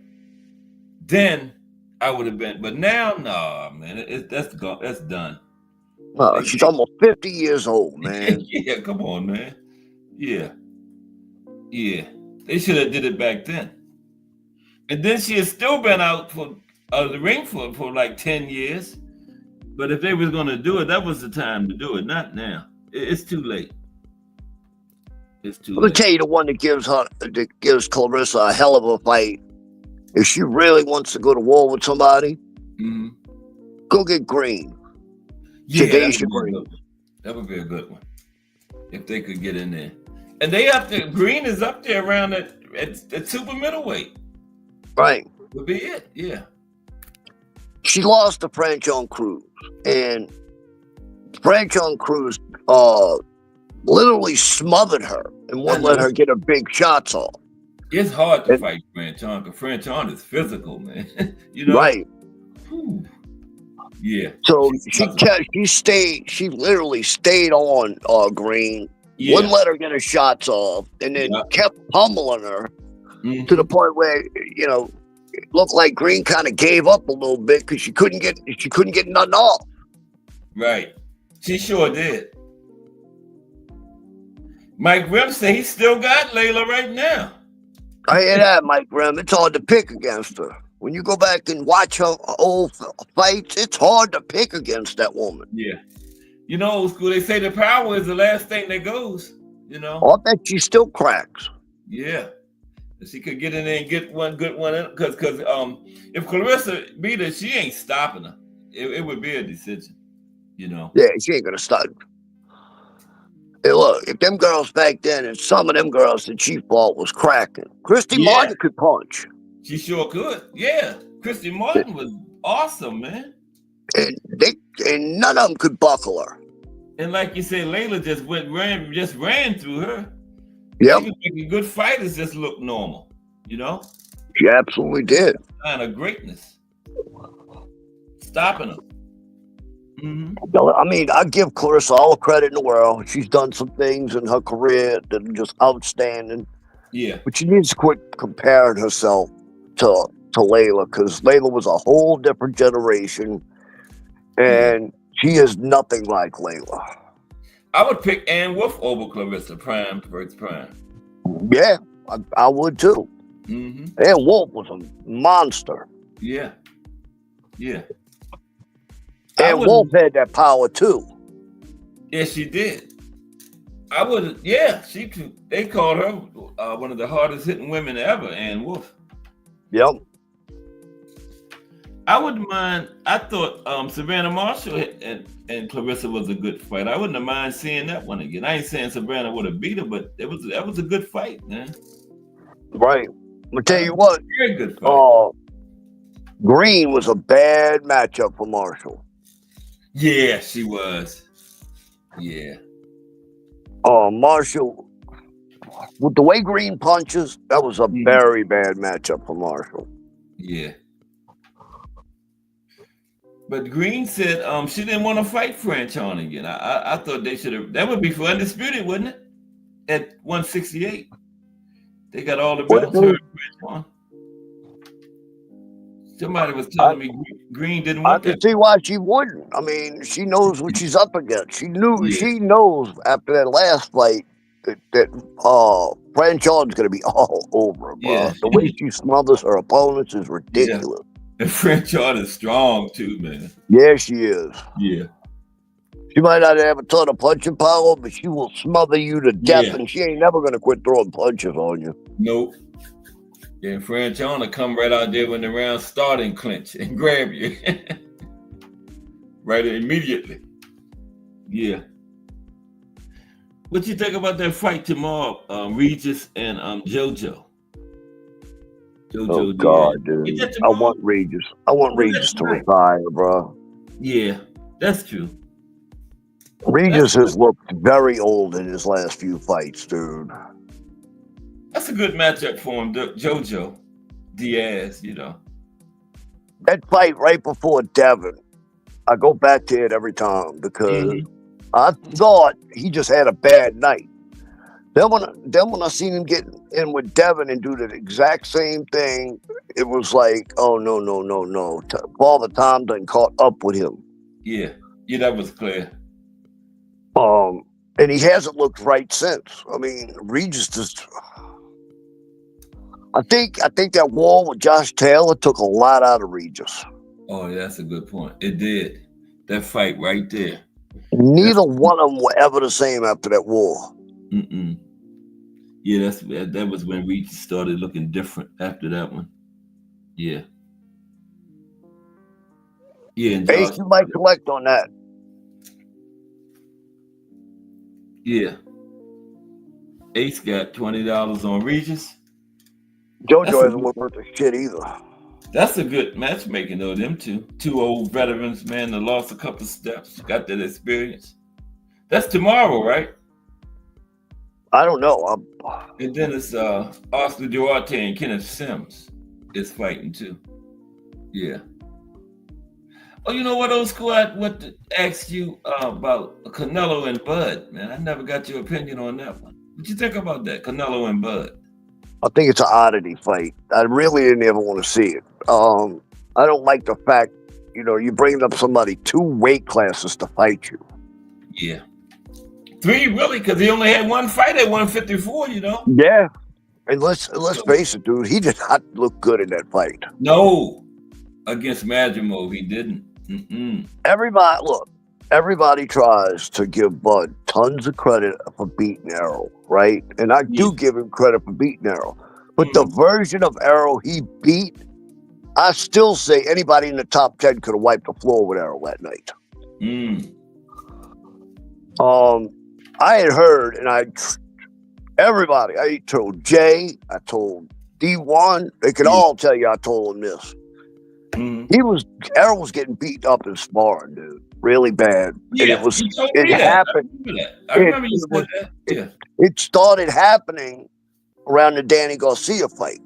Okay, yeah, I remember that. I didn't believe the guy who was telling me, because the guy who was telling me, my source, is a Bud fan. Oh, okay. And I thought he was just making shade because he likes Bud. Yeah. And then, sure enough, I saw that moment in the Ugas fight where Errol looked, how do I put it? When he thought he dropped his teeth or whatever. Oh yeah, that was crazy. He just stopped. Right. Yeah. Right. And he looked like he was out of his freaking head. Yeah. It was like his brain glitched. Mm-hmm. And I told a couple of people that I was watching a fight with, I said, bro, that does not look right. And my friend even said, dude, he just glitched. I said, yeah, I think he did.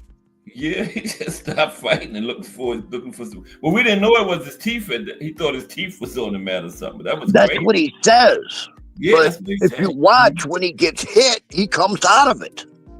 Yeah, he did. He did wake up immediately. Yeah. Right. As soon as he got hit. And that to me tells me that's a brain glitch. That had nothing to do with no damn teeth. I don't care what he said.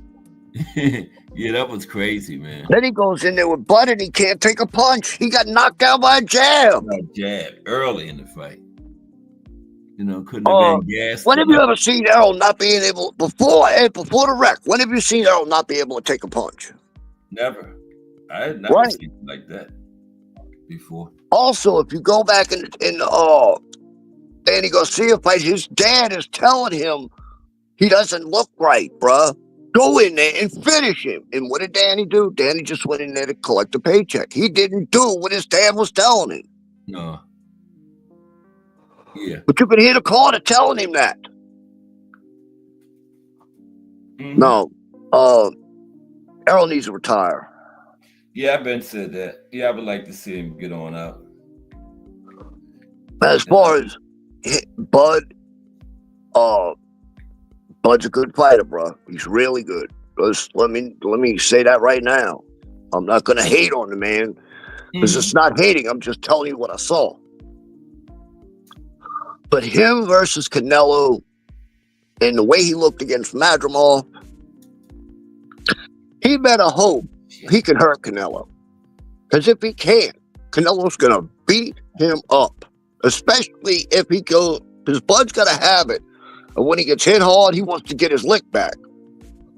If he stands in front of Canelo trying to get a lick back, he's going to be put on his ass. Yeah, I know. And Bud is famous for that, you know? Yeah, I know. That's why I'm saying it. Yeah. I just don't think Bud's got the power to hurt Canelo. Canelo has never been. Nah, Canelo I know he don't. I know he don't. Dude. I know. Anytime Triple G was tagging him with what he was hitting it with and didn't go that didn't even phase him. Bud can't exactly. Do it. No. In fact, that's funny because I even told D1, I said, Bud, to get acclimated to the weight, should have fought Triple G. Yeah, that would have been a good one. Yeah. Is Triple G still fighting the old school? I don't know. I haven't heard nothing about him. Since the last Canelo fight. Yep. Yeah. And he didn't look so great in that fight either. He looked like he had a foot out the door. Who, Triple G? Yeah. Yeah, just do call that one the pay-per-view sparring match. That was just a money grab. Oh, I'm sorry, B3. I didn't even know you was out down there. There you go. What up, B3? What's good with my guys, man? How y'all feeling today? I thought you had a wrench, B3. I just gave you one. What's happening, B3? Okay. We're old school. Salute, man. So you saying Arrow should go ahead and hang it up, right? Stop training? Yeah. Me too. Look, I'm still getting reports from the last couple times he sparred, dude. He was getting beat up by guys who he should be cleaning house on. I'm talking about amateurs or beating him up in sparring. That's not good. That is not good. He can't take a punch anymore at all. So why do you think Showtime didn't get him, or Al Heyman and them didn't get him back in the ring? Why do you think they kept avoiding that after the Bud fight? There was a reason, because they knew what was happening in the gym. It's been a long time. Mm-hmm. Yeah, that's a good point. Yeah, he's still training. I think they're looking out for his best interests. Yeah. It's interesting that he's still training though, World School, and still hinting at returning. So, do you think, in all intents and purposes, any fight will be a cash grab in your opinion, or do you think there's some guys he could beat? I don't know, dude. If you can't take a punch, and Errol's career, dude, depended on him being able to take punches so he could land his shit. If you can't take a punch, you can't land your shit. Yeah. I don't know who he can fight. He'd have to fight somebody that can't punch. Yeah, I was thinking. I can't think of anybody. When you got to do that, man, that's bad. I'm trying to search my mind to think of somebody, you know. I mean, you don't want to put him in no ring with Fundor. You don't want to put him in no ring with Virgil Ortiz or any of them guys, because they're going to wipe the floor with the dude. And I don't want to see that shit. Who would you think, B3, at 54? Now, that's a great point. I mean, we haven't seen him in a couple years, so I'm going to take Will Old School's word on it. You know, yeah. I mean, if he's getting...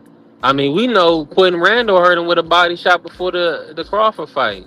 You know what I'm saying? Had him not being able to spar for a few weeks. So, I mean, even that was a story that came out. So, I mean, like y'all saying, if I made a show the other day, was kind of talking about the end of an era, with Errol Spence, Wilder. Shoot, right now the way it's looking, Tank. And I'm gonna ask y'all opinion on this fight. What about Devin? Like, Norman Jr. said he about to clean Devin up, get him out of boxing. Wow. Well, if Devin comes out and does the same thing he did in his last fight, no promoter's going to touch him, dude, because nobody's going to want to pay for him doing that crap. And if he Now, fights Norman, Norman's going to blast him. yeah, I think it's gonna be a tough fight. What you think, Cass, But the with that Devin and being Norman, Norman? Devin and Norman. Yeah. Yeah, that's interesting. I think Devin, the one that Fort Regis come out there and box, I think Devin can outbox him. I really do. Yeah, but the problem is Devin always gets hit. And if he gets hit by that kid's going to take his head off. Yeah, he's really cracking. Yeah, he is. Or, he's not cracking a little bit. He's cracking a lot of it. But Devin is a good boxer. He know how to stay. He got escapability and all. He know how to fight from range. Go back and watch the Loma fight. Look how many times Loma cracked him. Let Norman catch him. Do one Norman ain't cracking like Norman. You're right. That's a good point there. Yeah. But see, but also when you can consider the type of shots that he was shooting, real quick shots. Loma's very quick. You know what I'm saying? So there's two different styles. I just feel like I agree with you 100%. I mean, if Devin can box and keep his distance, he'll have a good chance because we seen his feet. I mean, he pretty much can. But like Will Old School is saying, nobody want to see that. So you probably get it off one more time. I mean, and he gonna, and of course, if he get it off one more time, it's gonna be by the skin of his, because Norman Jr. ain't nothing to play with. No. So, you know what Turkey said? Man.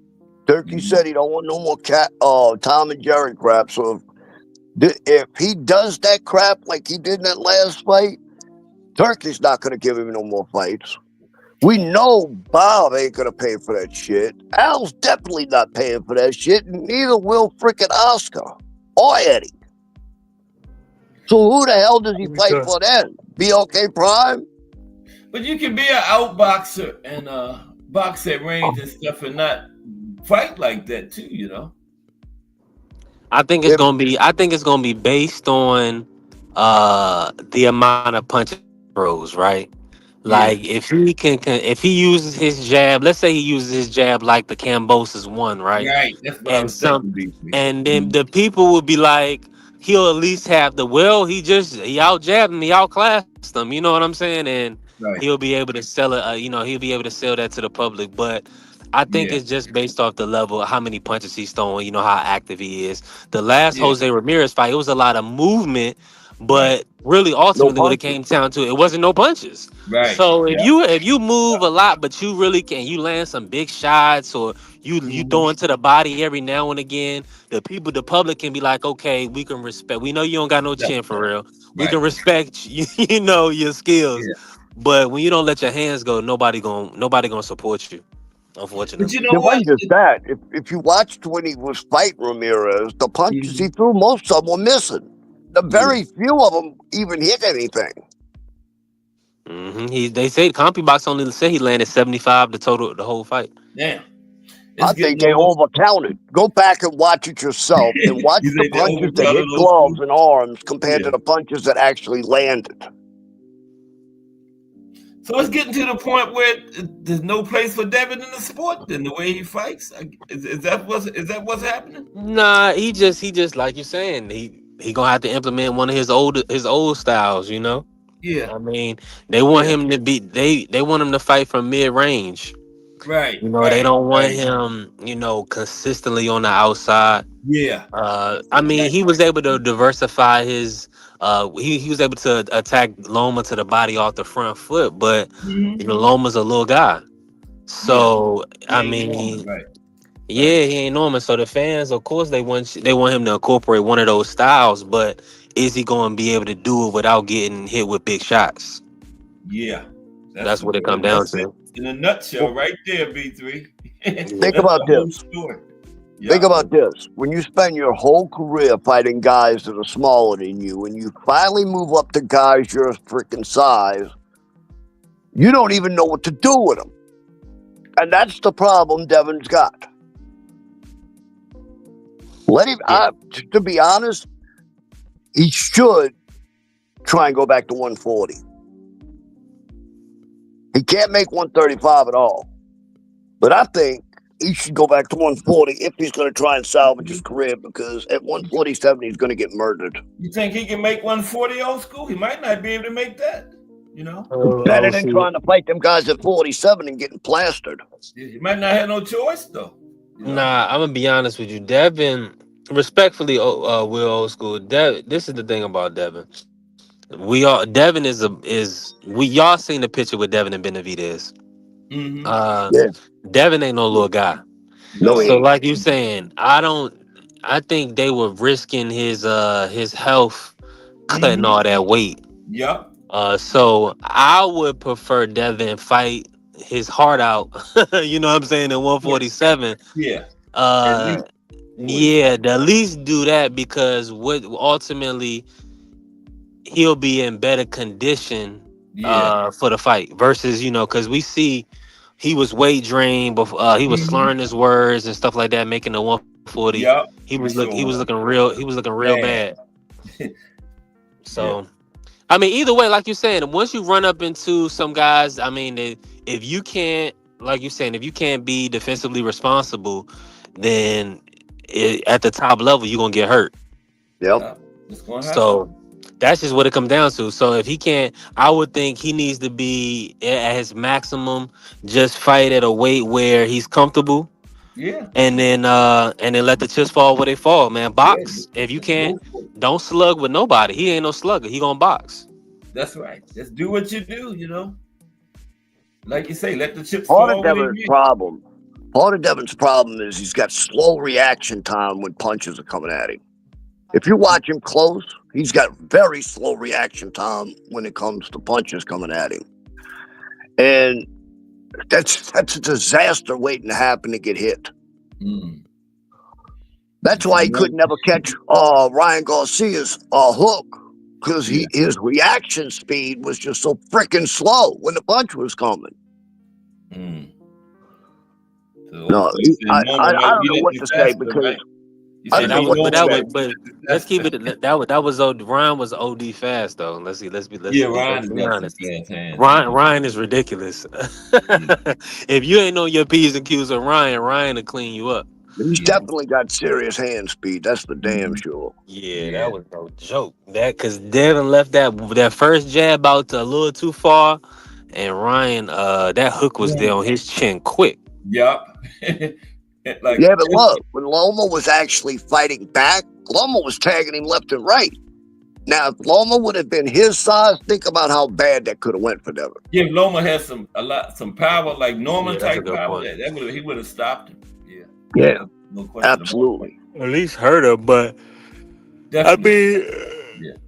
Then another thing, he asked for too much damn money to get in the ring, especially when nobody's buying your pay-per-views. And nobody's going to keep paying huge money if you're not selling. That's Hey, true. you got to negotiate. The thing about it is, your worth is what somebody is willing to pay, and Turkey is willing to pay. As we can see, he was trying to line up Ryan, and now he's got Norman. So people would say that he's definitely not giving Devin no easy fights. I mean, I think everybody thought he was real favorable to Devin, but I would lean to say Frank Warren, he was able to get a Berlanga for Shiraz, but Devin, he has to get a Norman Jr. That's a tough one, but man. but needless to say, when you at the top level, you can't compare them. I'm just being, I'm just talking, but you can't compare them because Devin is a championship level fighter. It only makes sense for him to only fight another champion. Think about it, even a Jose Ramirez comeback fight, and nobody liked that fight as a comeback fight for Devin, but it really was kind of only one of the names that made sense because he was a former champion. He had credibility in the sport. Right. He had longevity in the sport. Yep. So one thing we got to look at with Devin now is Devin is pretty much a veteran in the sport. He's been champion since he's been 20 years old. So that just kind of shows you that certain guys is not going to really be able to get in there with him unless they kind of build themselves up. Now Norman Jr. he got these stoppages. That's really why he's getting the fight. Right. You see what I'm saying? He got those Yeah. three crazy stoppages back to back. Other than that, Norman Jr. is 24 first time champion. Is he You know, 24? so Well, yeah, I didn't 24 know he years was old. that. Wow. Mm, hmm yeah. Well, old school. You think they made a mistake picking Norman Jr.? Yeah. Big mistake. Ooh. Yeah, he's strong. Well, Big mistake. yeah. We're gonna People see. can't keep saying that Norman Jr. don't have fast hands. Let me tell you what, he's fast enough to catch Devin. Yeah, he And is. all he's got to land is that one hard shot. Devin's got to be perfect for 12 rounds. Norman Jr.'s only got Yeah. to land one shot. Do the math. That's true. Now I will put a more respect on the champ name on the simple fact that he has showed high level kind of ability to get through. Like he's a 12 round fighter. You know what I'm saying? We consistently see Devin in 12 round fights, Yep. winning 12. So kind of he was able to navigate that Jorge Linares situation. That was a tough spot for him. Oh yeah. Ooh. You know, and then taking into account he went 12 with JoJo Diaz. No. He was able to do 12 rounds perfectly with Regis. He boxed. Even Hitchens said his last 12 rounder with Jose Ramirez was his best performance he ever seen. He said that was the best Devin ever looked to him. Damn. That Um, dude's an idiot. Damn, Richardson. Absolute Wow. idiot. but let me say why though. He said that because and like Tio co-signed it because he said that Yeah. was Mayweather. He's like that's how they want to win. They want to win. You don't touch them. It's Yeah. clean, and they go home unscathed, and they ran off with the money Mayweather style. That's what I'm You- saying. He could beat Norman Wow, like that was nowhere near a Mayweather fight. Not even no, fucking no, close we to Mayweather fucking style. now we know that only Mayweather style it was legal bank robbery. But see, y'all see, he could beat Norman like that, but y'all saying the fans that's gonna cost him with the promoters and stuff, right? Now Yeah, I That's don't know. all it I absolutely. is. don't know that he can beat Brian Norman like that. I'm gonna be real You with don't you. think so? But I believe it when I see it. I'm You see what I'm picking saying? Devin, man. I'm picking Devin in this one. 12 round It's, decision. I, I'm Mm, not. no? it's gonna be. I Okay. think it's gonna be tough for I'm Devin. picking Brian Norman with the Think stopping. Norman gonna stop him? Yeah. You think Mm. you think Norman gonna stop him 2v3? Nah, no, No, no, no. I'm decision? not. I'm not making a pick right now. I Oh, gotta okay. wait. I'm gonna wait, but Yeah. I'm gonna say this: it's gonna take a truck to stop Devin Haney. Well, that Hey, we Brian see, Norman's got two trucks, a left and a right. and he definitely got bricks in his hands. He's punching. That's a fact. It's gonna take all of that to stop. Because think about it. We know one thing about Devin is he's extremely conditioned, high at the highest level. Yeah. He's a very conditioned athlete. And then as we seen with And then what happened? him, I know he lost his volume, I think. But then if Norman is crack what it Devin is. one good time and don't get him out of there, Devin ain't going near him again. No, sure won't. He No, gonna the he gonna be problem on the I've seen outside. is Huh? when I watched Devin and Ramirez is the fear I seen in Devin's eyes. People can try and Yeah. throw that shit off and play like they didn't see that shit, but watch how big his eyes get every time Ramirez got close and started swinging. Yeah. I'm gonna have to check that His out eyes again. look like, oh hell no, I'm out of here. Yeah. He And looked stay like he was ready to jump over the ropes and get out of there. Yeah. But that was coming off of that round that he been in 12 rounds now. He might be over that now, No, he ain't gonna be over that when he gets in there with that killer. with Norman. Yeah, I think Yeah, when he starts feeling the power on them punches, dude, trust me, yeah. that shit's gonna come right back. Yeah, Norman cracking like that too. Yeah, he Yeah, is. that will B3. Yeah, we gotta get ready to get out, but let's see what was you saying, B3? You was making a point before you fell off. You remember what it was? Is that B3? Yeah, it's me. Yeah. Oh, okay. I forgot the point you was making now. I was philosophizing. We was cooking. Yeah. I don't know. Yeah, we was talking about I think. I know I No, had just said. oh no, I was saying that I wasn't picking nobody in Oh right right, now, yeah, you but better Yeah, pick that's I your was right. just gonna say, yeah, yeah, because I don't know if he can do that same game plan with Norman Jr. I yeah, wouldn't bank on that. right. So that's why I think it's definitely a tougher fight. I think this gonna be the Oh toughest yeah, fight of his career, that's tough. You like think it's without tough? question. Yeah, He's, yeah. well, he's got a I would couple agree with that. obstacles in this Yeah, fight. One, he's gonna have to try and make sure the promoters want to sell him again. So he's yeah. gonna have to That's engage a in good this point fight. there. Hmm. And if he doesn't, and he goes and he tries to pull that Ramirez crap in this fight, he's risking not getting any more fights. So he's, to me, in my eyes, he's got to try to engage in this fight. Yeah, And when he does, yeah. he's got to pray to God he don't get hit. And Mike Maverick got the stop. Got Norman by the stoppage. Everybody, dude, I know a lot of people are saying it's going to be a stoppage. Yeah, I got Devin. 12-round decision. Yeah, I Unanimous. know. Unanimous. Don't put no Great cash champ. up, cash. Cash them know they talking about the champ here now. They talking about a stoppage. Listen, Yeah. anything is possible. Norman Jr. is a hell of a puncher. Yeah. It's just that Devin is very seasoned in the ring. Right. That's what So I'm we gotta learning. understand this Mhm. is like Mayweather Senior and Mayweather's like prodigy. Yeah. You made a good point, Mayweather B3. needs to hang it up if that's his prodigy, bud. Devin is young. Like the point you made, B3. Devin is young, but he's He still a be- veteran with the experience he got, man. You know? yeah. Hey, He's a young. listen, hey, he became under 2 division champion, undisputed. Yeah. I mean that's well in of itself right there, Will Old School. I mean that shows you that Mayweather Senior, he was right. He said that was his next champion, Mm-hmm. and he did it. Look, Now, now, now, I will if say I'm this. Devin, if Go I'm ahead. Devin, I am going to get rid of my father as my trainer, keep him as Yeah. my manager, but I'm going to find a real trainer. Trainer. Bill can say the manager, yeah. And I'm going to learn some damn defense. I'm also going to get rid of that damn, what do they call, bow and arrow jab he's got. Don't he work with Yoel Judah, Zab Judah father? Oh, don't he still No, work he's with been him? working with Nate Jones, Oh, okay. Okay. Floyd Mayweather's guy. That's who he's Oh, been working okay. with. Yeah. What I you thought think that was about a that, good addition. What do you B3? think about that addition, Will? Uh, Nate Jones. Nate Jones? Okay. Hmm. You if I still was there? him, I would have went straight to Floyd. Yeah, but Floyd probably gonna won 33%. Yeah, that's Not true. only that, That's Bill done very pissed true. Floyd off the last time Floyd tried to give him some advice.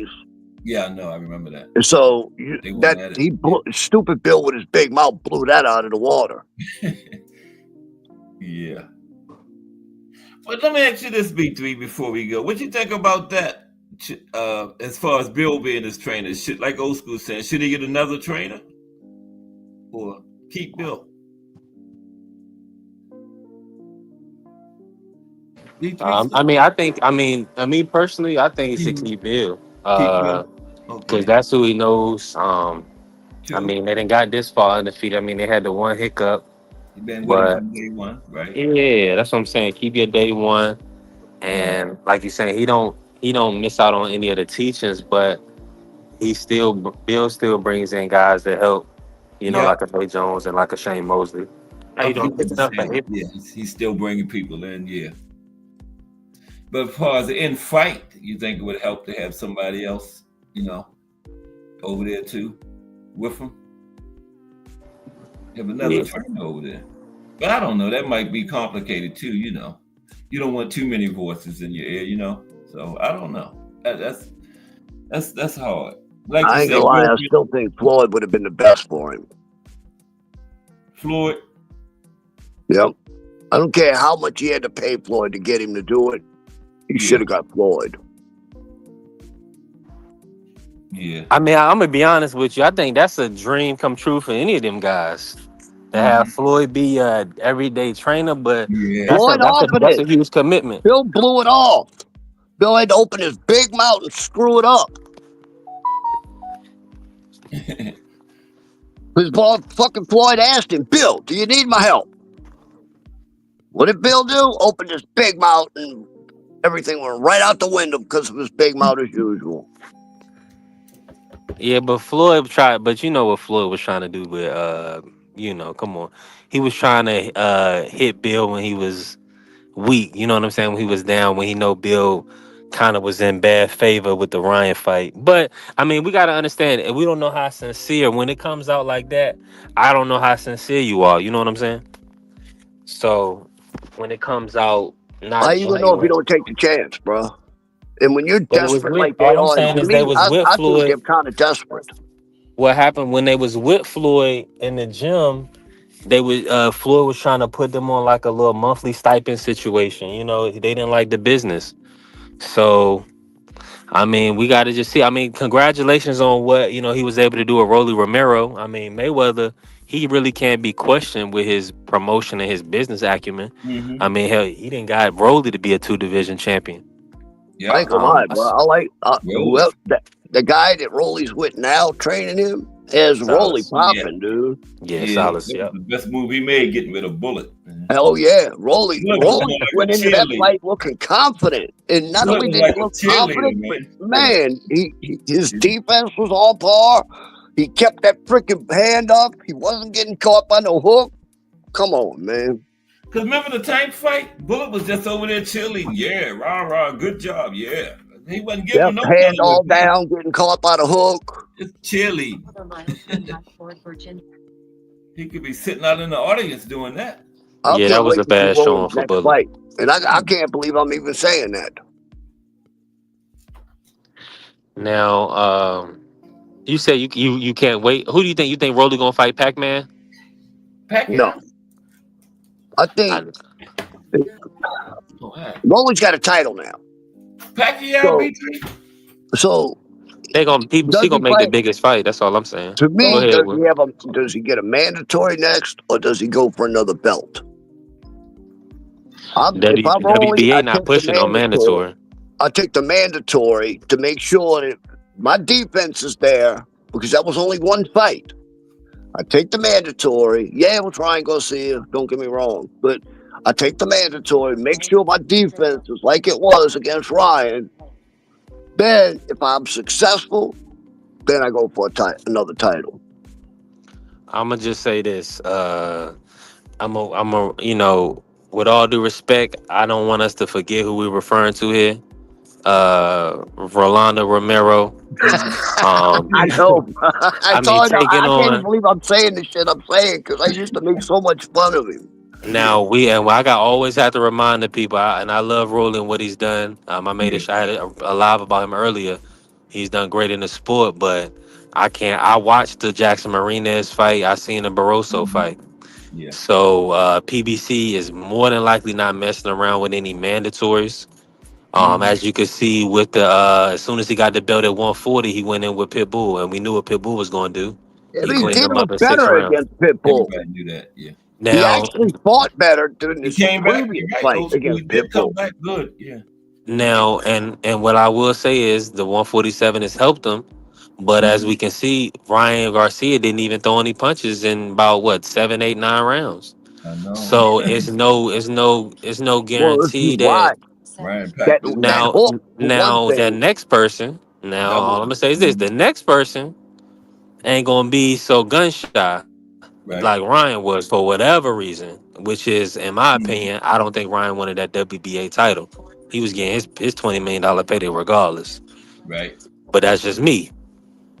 Now, with that being said, I mean, Rolly gonna want the biggest payday as well. He just coming off the Ryan payday, the way so the way he was disrespected in that last fight, bro, they didn't even have a room for the kid. Oh hell Nobody, yeah, he's gonna nobody make was him picking pay. Rolly now. I wasn't either. Everybody had Ryan, but Rolly. You know that? yeah. B3? Say that again, I will. The way Turkey and them screwed him in that fight, he didn't even have a hotel room. That was nasty. Damn. That was the way they disrespected Rolly in that last fight, dude. He ain't letting them do that again. Now he's got a belt. Oh, now watch. Rolly's gonna Yeah, make he's him A pay. side now. He's A side.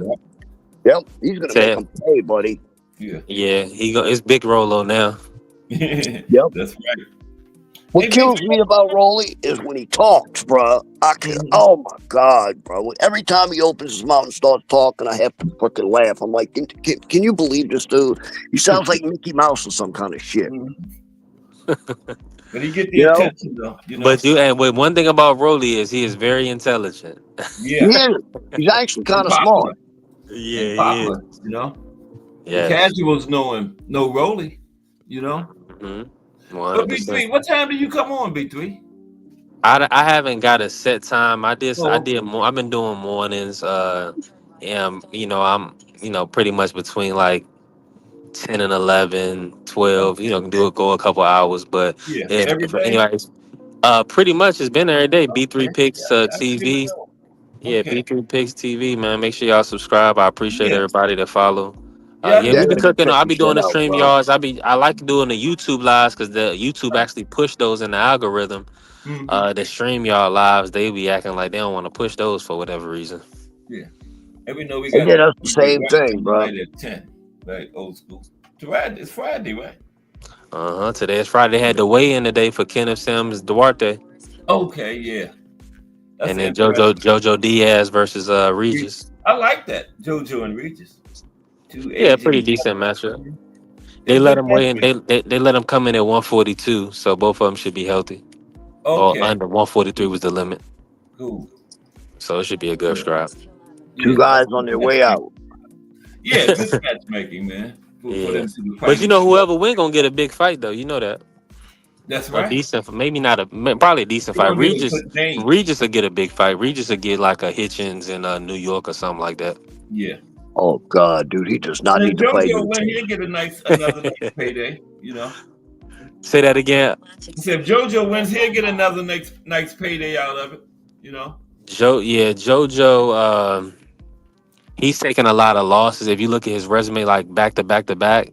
Yeah, I think it's gonna be tough. He'll more so be looking at possibly having a fight like a Tito Mercado or like that. A youngster. Yeah, somebody or maybe even Andy Cruz. Maybe Andy Cruz. So I could see Andy Cruz versus JoJo. What y'all think about that if you win? At 140? I think Andy Cruz yeah. Andy Cruz 135. You're right. Mercado was a good one. Yeah, Mercado at 140. I can see that B3, yeah. And I'm ready for Emiliano to get a step up. I mean, yeah, that would be another one. JoJo would be a good name for Emiliano. Yeah, I like Mercado. Yeah, somebody who was I talking to that said Mercado was terrible. Somebody said he wasn't good. Oh yeah, my brother Juan. Some people say they said he was straight up and down. I think he's good. I think Mercado got it. Yeah. I think he got good hand speed. And they got Robert Garcia too, you know. I don't know if he's training with Robert. I didn't hear that. Is he? No? Okay. He got one of them good trainers. I forgot who it was then. Yeah. But he said he won Keyshawn. Is Keyshawn going to 140 now? Anybody heard? Yeah, he missed weight and lost his belt. He has to go to 140. Yep. Ricardo said as soon as Keyshawn come to 140, he won him. That would be a good one.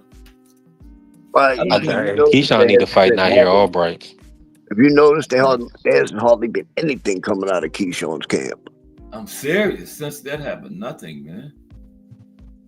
I think it's because he knows if he gets in front of somebody that's pressed, they're going to ask him about what happened, and he don't want to answer that. He's still a good young fighter. I got him bouncing. Yeah, back, you know? absolutely. He'll bounce back easy. Yeah. He's got a big mouth, though. I had a feeling this was coming. Your curse. When you look at a lot of the times he was interviewed, the crap he always talked, I kind of had a feeling that, something, he was either going to say something wrong or he was going to do something wrong.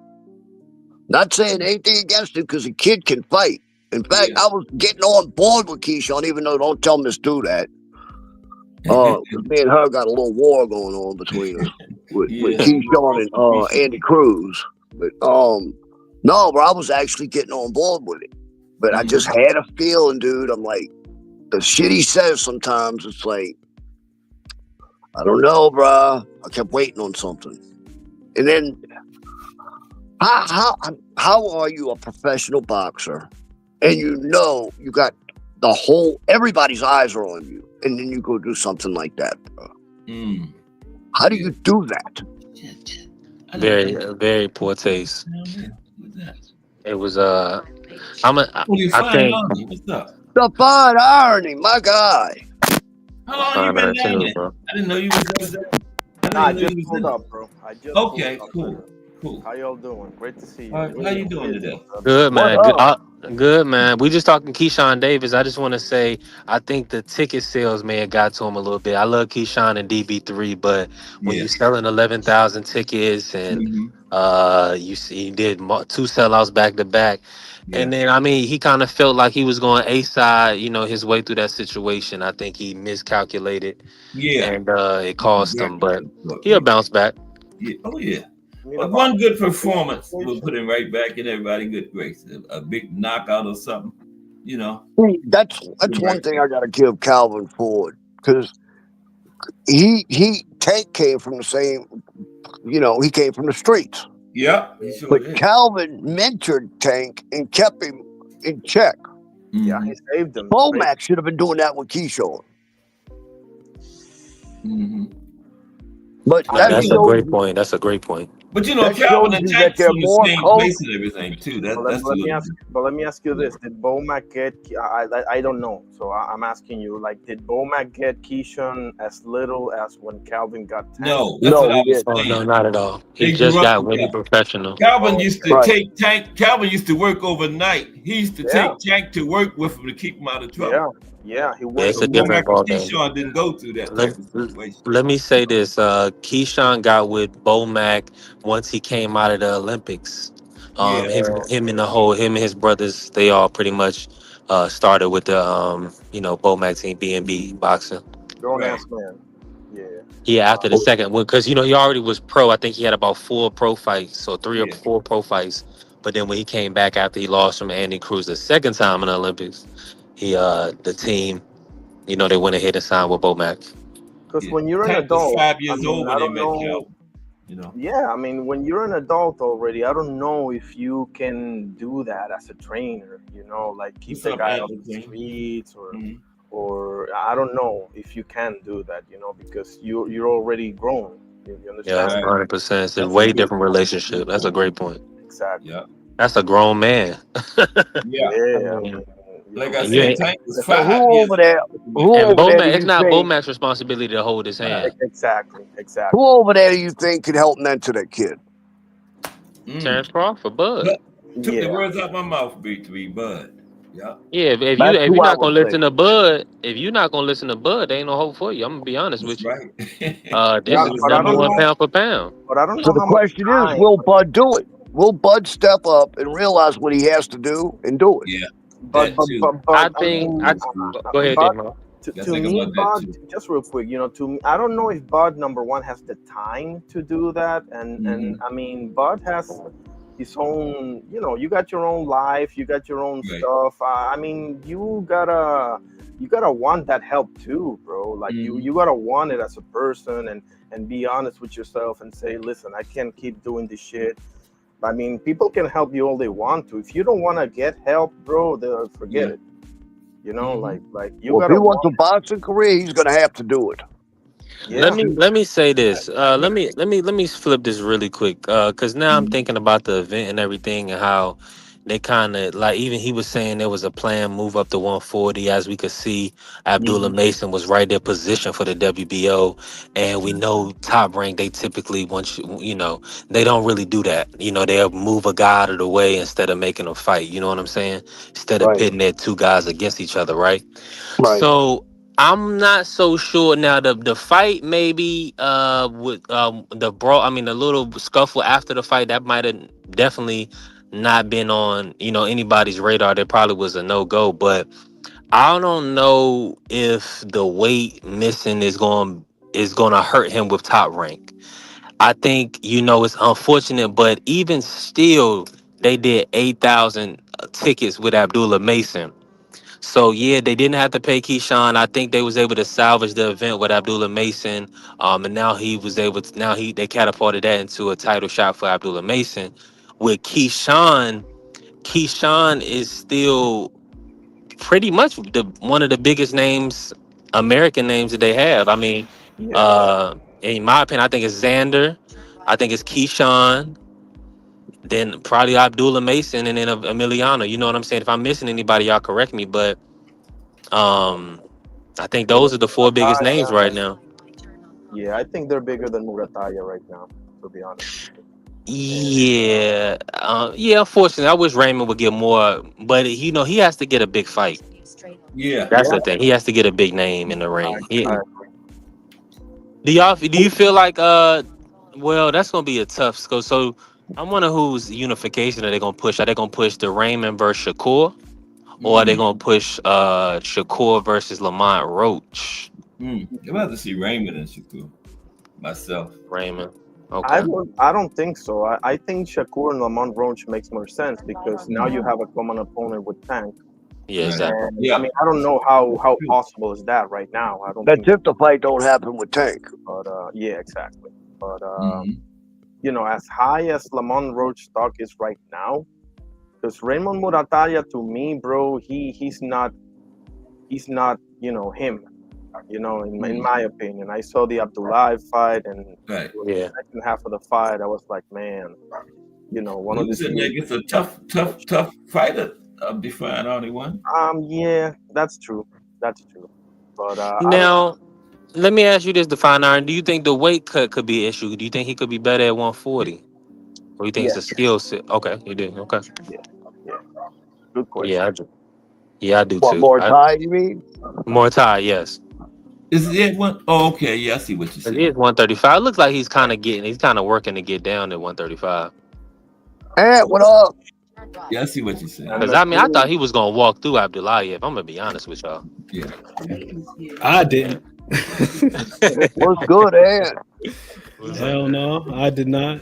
I did not think he was going to just walk through him. Oh my god. I was like, I guess I was like with Devin. I shouldn't have fell into that assumption, huh? Devin is really he one of them did very guys. well. He did very, very well for like the first 5-6 rounds for that fight, and then he started waning and waning and waning, and I don't know. That's just what I saw. Yep. He just doesn't really have too much creativity. Doesn't really have the creativity, and then also just the focus down the stretch. I'm not sure if he's one of those guys that can Who's it? And box a boring Murataya? fight. Who's Yeah, y'all I talking? don't know if he could box a boring fight Yeah. to his way Yeah, to a more ties. decision. Okay.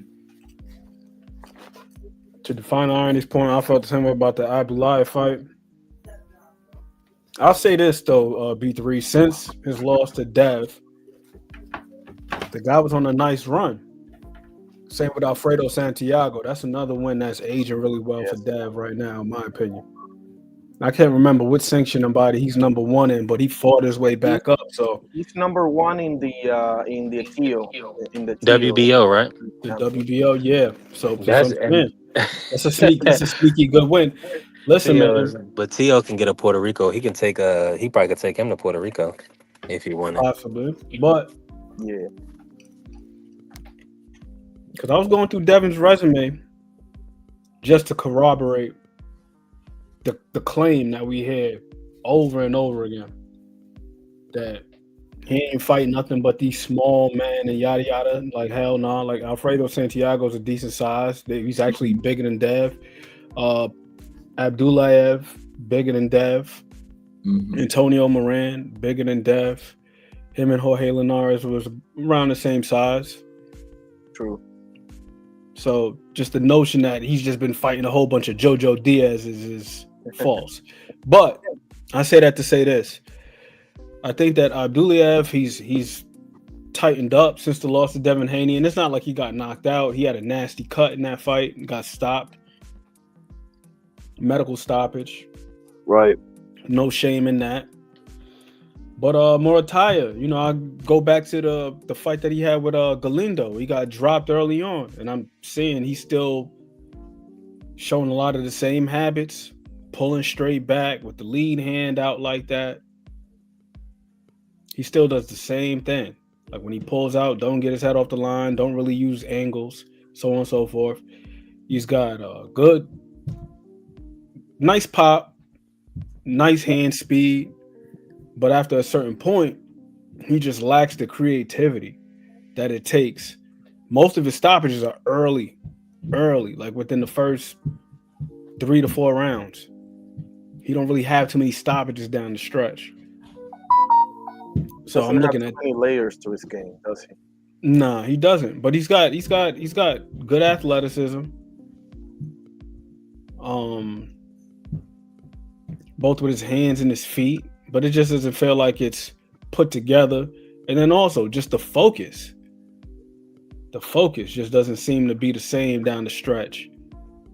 Definitely starts to attenuate as the fight goes on. Happened in the fight with what's my man's name? Tevin Farmer. And it felt like they almost had to save him a little bit from himself and give Tevin Farmer a point deduction. So yeah, I think he's got talent. I think he's got some decent skill. It's just a matter of staying locked in and being able to execute down the stretch with him. And I just don't see it. I just don't see it right now. But that's not to say that he can't cultivate that. Possibly can. I mean, fighters do get better. They do improve. But we'll see the next time we see him in the ring. You think it's kind of like a David Morrell type of situation where he's got all the tools known to man, but he just keeps doing the same old bad habits over and over? I mean, in the case of David Morrell, he's a unique talent, in my opinion, but he keeps clowning around and I think the left uppercut that you were mentioning got a little better, but he was just clowning way too much against Kataev. I give him the benefit of the doubt only because the dude popped 30. That's about it, bro. That's the only thing that saved his performance I mean, not to change the topic here, it's Morataya, but but for me that has nothing to do with it, because I mean, at what point do you take the lead hook away? The guy is setting it up the same way every single time. And you should just, after a certain point, based on his placement, his positioning, you should know what punch is coming. When he's throwing his lead hook, he's stepping his lead foot to the inside. When he's throwing his backhand, he's stepping his lead foot to the outside. And if me, just a guy with a laptop, can see that, how the hell can't you see that? A professional fighter. And this guy's hitting you with the same punch over and over and over again. And I had a feeling it was going to be that way because I watched Kataev's fight with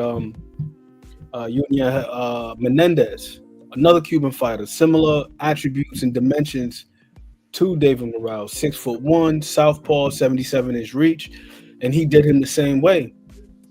The positioning. So when I was looking at that fight, I'm looking to see if he's going to be able to replicate the success that he had with that dude, and sure enough, he was able to. And then you go back further, like the first fight that he went the distance, David Morrell, that is, it was against Lennox Allen.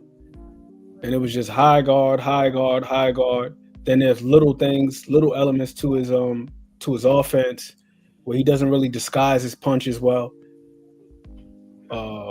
Change levels, go to an upright position, then throw the punch. He doesn't necessarily change levels, explode out of the position.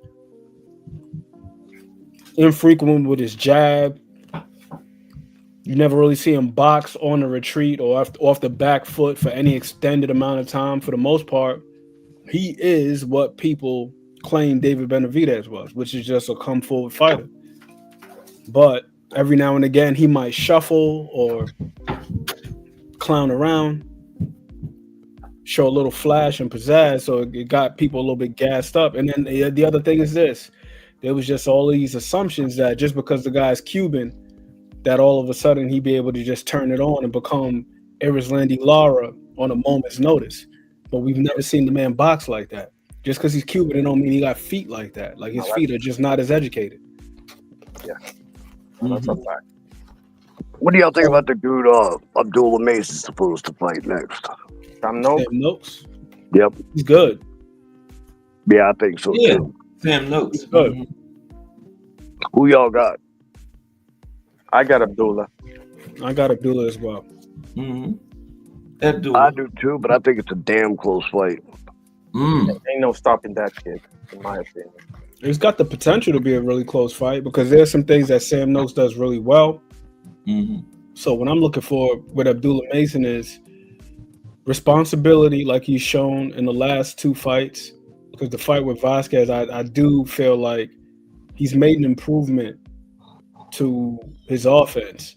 Where in the past, he would always keep his hands up, fairly responsible in that regard. But the thing is, even if you got your hands up, you could still get hit. You know, if the other guy is just more accurate and he's able to place a shot inside your guard, you still got to be able to get your head off the line. So I feel like Abdullah Mason, he's been able to implement a little bit of that Dwight Muhammad Cowie to his game, RIP to him. The Camden Buzzsaw, in my opinion, he's one of the best at getting his head off the line while mounting his attack. And that makes a guy like that dangerous, an aggressive guy that's willing to put himself in quote-unquote 50-50 exchanges. But he's got the ups because he's getting his head off the line and the opponent isn't. We saw with Abdullah Mason in his fight with Carlos Anales, he was able to do that. Like, he was able to still be assertive, but when he was firing his power shots, he was getting his head off the line simultaneously and keeping his backhand up. So now he's got an extra layer of responsibility. And Sam Noakes is a guy that definitely comes to fight. I think another thing that's important here with Sam Noakes is Sam Noakes showed that he can box 12 rounds. He did it versus the dude Ivan Mendy, and he boxed a terrific fight. It was nothing crazy. Once he realized that he couldn't get the guy out of there, he didn't expend too much energy. He didn't gas himself out. He paced himself well. One of my favorite fighters right now, the Puerto Rican sensation, at least in my eyes, Najee Lopez. Love me some Najee Lopez. But when he stepped up and fought his first 10-rounder on Pro Box, he was gassed by like the fifth because Najee is accustomed to getting guys up out of there. So midway through the fight, he was huffing and puffing. Sam Noakes, his first time going 12, he paced himself like a veteran, man. You would have thought this man went 12 rounds several times over the way he paced himself. And Mason is yet to go past 8 rounds. So we don't know. We can assume because Abdullah Mason looks like a no-nonsense type of fighter. Like, he takes his training and his conditioning, his road work and everything very seriously. But we still got to see what it looks like going past a certain point. Like, does the power still carry weight? Does his form, his technique, does that carry with him? As my man T. Hill always says, fatigue makes a coward of men, right? So we don't know if Abdullah Mason is in there with a guy like Sam Noakes, and maybe he gets touched to the body a little bit, and the gas tank gets a little bit siphoned, and he's in uncharted territory. Does he remain the same sharp, cool, calm, and collected Abdullah Mason that we've seen in all of these fights prior? Because look at my guy, what's his name? What's my man's name? Tony Harrison. Oh, yeah. That dude, Tony is a damn good boxer, especially from the outside. Really good jab, really good with his range, so on and so forth. But if you ever notice with Tony, all of his losses have come around the 9th round. Against Willie Monroe, he just had a lapse and just got knocked out in the 9th round. It happened versus Jared Hurd, and if I'm not mistaken, it also happened against Nathaniel Gallimore. What's the name dropped him several times. Charlo. Yeah, Mel. And you seen the fight that he just had on the Clarissa Shields undercard and as the co-main. Damn, that happened again. He got dropped in the 9th round. Yeah, Jim Seal got him late too. I remember that. Another one is planned. Planned is another one. So that's what we got to see with Abdullah Mason. Now we can assume, we can make presumptions all day. Like, Abdullah Mason is a great talent. We know what he looks like in a 6-round situation. But what happens if he goes past that? Especially with a guy like Sam Noakes, who can be steady and, do his best Errol Spence impersonation. Like, Errol Spence, one thing Errol Spence was terrific at in his prime was operating on about 5 or 6. Like, I'm talking about on the stove perspective. Errol comes out as medium heat, and that's it. And then we just build from there. But it's steady. That's Sam Noakes. But I do believe that Abdullah Mason, overall, he's the sharper puncher. He's got the quicker feet. He's got more versatility than Sam Noakes. But a lot of it just has to do with the fact that he's the superior athlete. So he can do everything that Sam Noakes can do, but he can just do it a tad bit faster. Right. But timing negates speed. I think that Sam Noakes is a sneaky good counterpuncher. He's no slouch in that department at all, because he's one of them dudes where he's going to walk forward in the high guard. You fire a shot, he's coming right back with one. So you better either get your head off the line or your recoil has to be on point. You got to get them hands back and be ready to defend. Or maybe even leave them extended just a tad bit so you can create some type of traffic and pick shots off. Because you fire a right at him, he's throwing a left. You throw a left, he's firing a right. Like, this dude is almost automatic. It's like a Venus flytrap. So I think it'll be a really good fight. But I got Abdullah. That's why I think it's going to be close. Because of everything you just said about Noakes. Oh, yeah. Noakes is no slouch. Or... You mean close like a decision? Like, I think it's going to go... I think it's going to go to the later rounds. I don't think it's going to be quick and out of there. Right. See what you're saying. But you got a late round stoppage, old school? Yeah, we haven't seen like Answer. We haven't seen what Mason looks like in the later rounds. Right, that's true. Yeah, we got that. This will be a test. That's right. Yeah. I think what you were saying about the head movement and the comparison, which I love, that you made with Cowie. But in the case of Cowie, he pretty much had to utilize that because he was so undersized.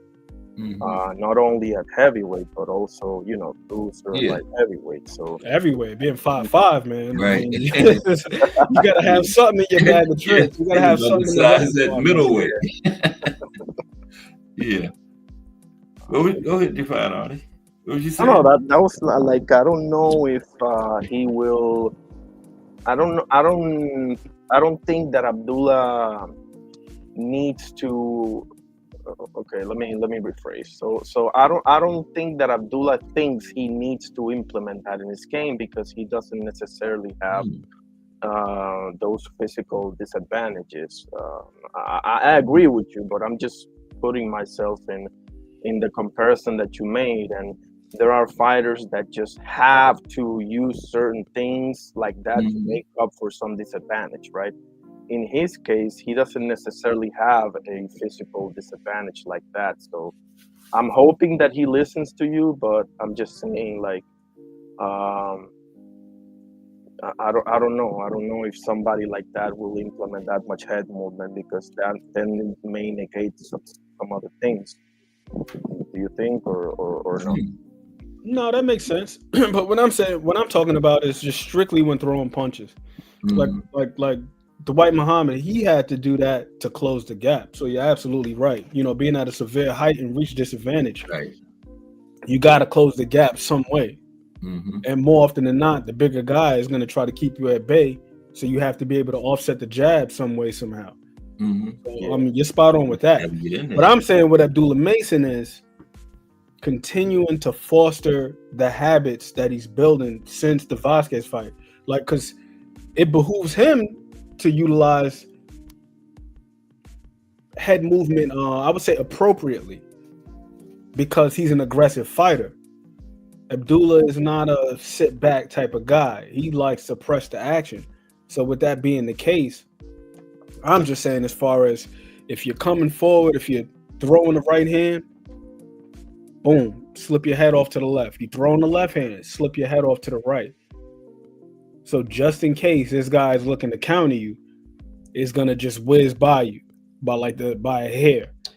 You look at a lot of the guys who are really good offensive fighters, they generally have that in their repertoire. Aggressive ones, at the very least, they have that in their repertoire where they're able to just get their head off the line as they're throwing the punches. As he's coming forward, he may not have to do that.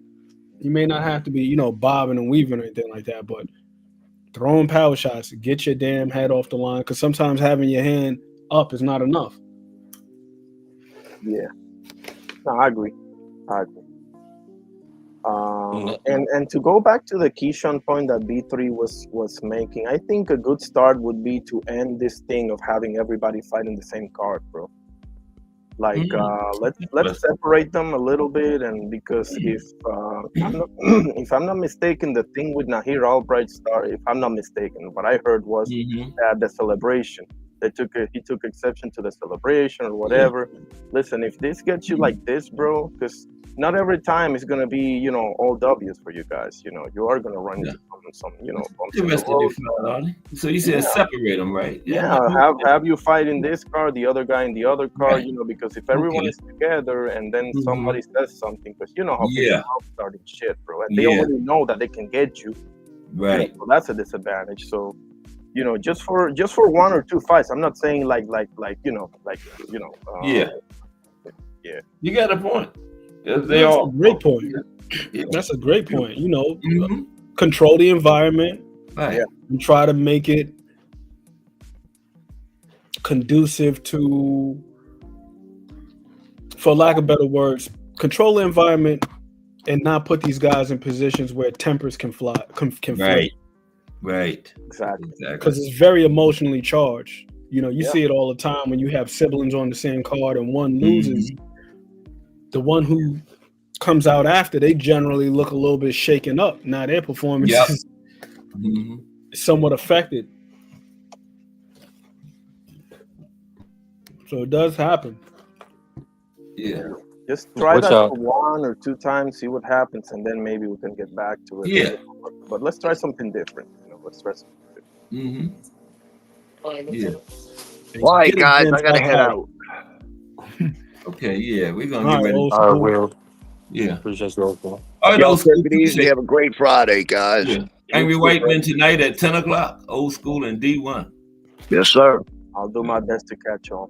Appreciate you. Peace, guys. Appreciate you, Old School. Take care, yeah. brother. Yeah, we're gonna get ready to end it, but what's something I wanted to ask y'all about? I forgot what it was. Damn. About Abdullah or? No, it was something that we had talked about before you and Ant came in. I wanted to ask y'all about it, but I forgot what it was. This was a fight we were talking about. Oh, Devin and Norman. Yeah. I would think before we go see what you and Ant think about that one, because me, B3 and Old School was talking about it. Devin and Brian. I gotta get the Kenneth Sims versus Oscar Duarte out there, the guys, real quick. What you start us off on that, Cass? What you think for tomorrow? Duarte and Kenneth Sims. Good fight, man. Yeah. Great matchmaking. Like I was telling Ed yesterday, that's good matchmaking. That would be a pretty good matchup. Pretty good matchup there. I would probably lean toward Duarte though. Going pressure into fighter. Yeah. Yeah, the bookies got him too. Yeah, that's how I would lean going into it. Yeah. The only problem is Kenny ain't hurt nobody in a little while. Yeah, so that's the problem. Yeah, he was beating on Jonathan Romero pretty good, but I just think stylistically Kenny gonna be too much for him. Yeah, too many angles, too much counter punching. A good fight. Yeah, Oscar Duarte, he doesn't have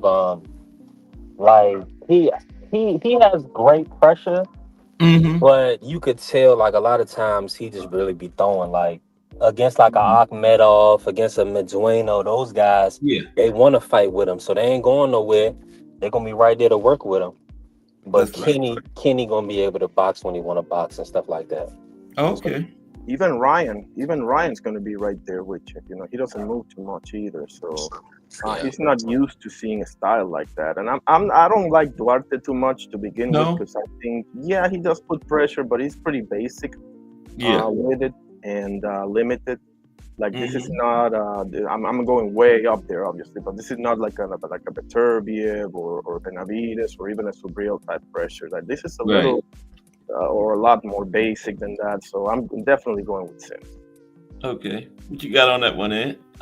Yeah, should we talk about that? I don't even know if I would call it basic. Yeah. Honestly, it's a little basic. Yeah, when I think about basic, I think about fundamental. Oscar Duarte, to B3's point, Doesn't necessarily have the greatest punch selection. His technique leaves much to be desired. The guy, more often than not, when he's throwing his right hand, he's inadvertently southpaw. Falls in quite a bit. 100%. He gets on the inside, but he doesn't really have a vast array of controls on the inside. That's the one thing I was noticing. Actually, I got the Medueno fight up right now. So after we get up out of here, I might have to get on him myself. Yeah, because shout out to my man B3. I let you hang earlier, B3, but I didn't even really intend. I was gonna pull a bait and switch because I really don't have no intentions to talk about Tank or Devin Haney or Bill Haney. Yeah. I was like, well, now that I got y'all here, let's watch let's watch some Curtis Tips. Right. What y'all what was Devin and Brian Norman? Yeah, Devin and Brian Norman, yeah. To me, if anybody wants to go first, but go ahead.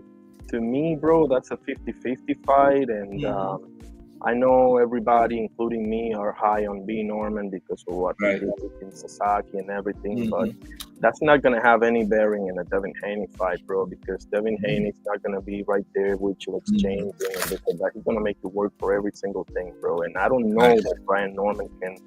I want to believe that he's working on it, obviously, but I don't know that he can cut off the ring like that, you know, and he might. I can see Devin pulling it off. Everybody's, banking on the fact that Devin is Cheney and this and that. No, he's not. And I don't even like Devin Haney, bro. I'm not even a Devin Haney fan. I'm just being purely objective here. Like, he got up. He showed some serious cojones in that fight, bro. Because he got dropped 3 times. He also got up 3 times. Ryan, right? Yeah, and he also won. Ryan, right? Yeah, okay. and then he also won a bunch of rounds. So. Nah, I'm not buying into that, and I think you're gonna have me pick somebody, don't you? I'm gonna say Devin's gonna pull it off, bro. Okay. I think so. Yeah. He has a great jab, bro. Devin Haney's jab is right up there, for sure. So yeah. Yeah. What did you have on that one, Ant? I'm still split. I'm still split down the middle. Okay. Let me switch.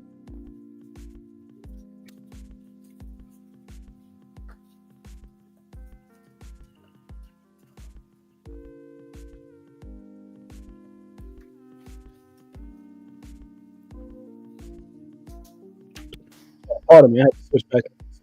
Okay. Yeah, I'm still split down the middle on the fight. I think that he has some things in his arsenal that we haven't seen in quite some time. My personal favorite performance of his, it would probably be the Antonio Moran fight. Yeah. Not because he knocked him out, but how he got the knockout. Right. He was punching in between Moran's shots. I like the way that he was utilizing his footwork. He was very responsible, throwing his shots, getting off the line. That last fight, I'm not sure if he can generate enough offense if he implements a similar style of footwork. That would be my biggest concern for him. It's like, how do you generate offense? Yeah. That's a good question. And the thing that has me asking this question is, if you notice, in that fight against Jose Ramirez, he utilized more lateral movement than he ever has in any other fight.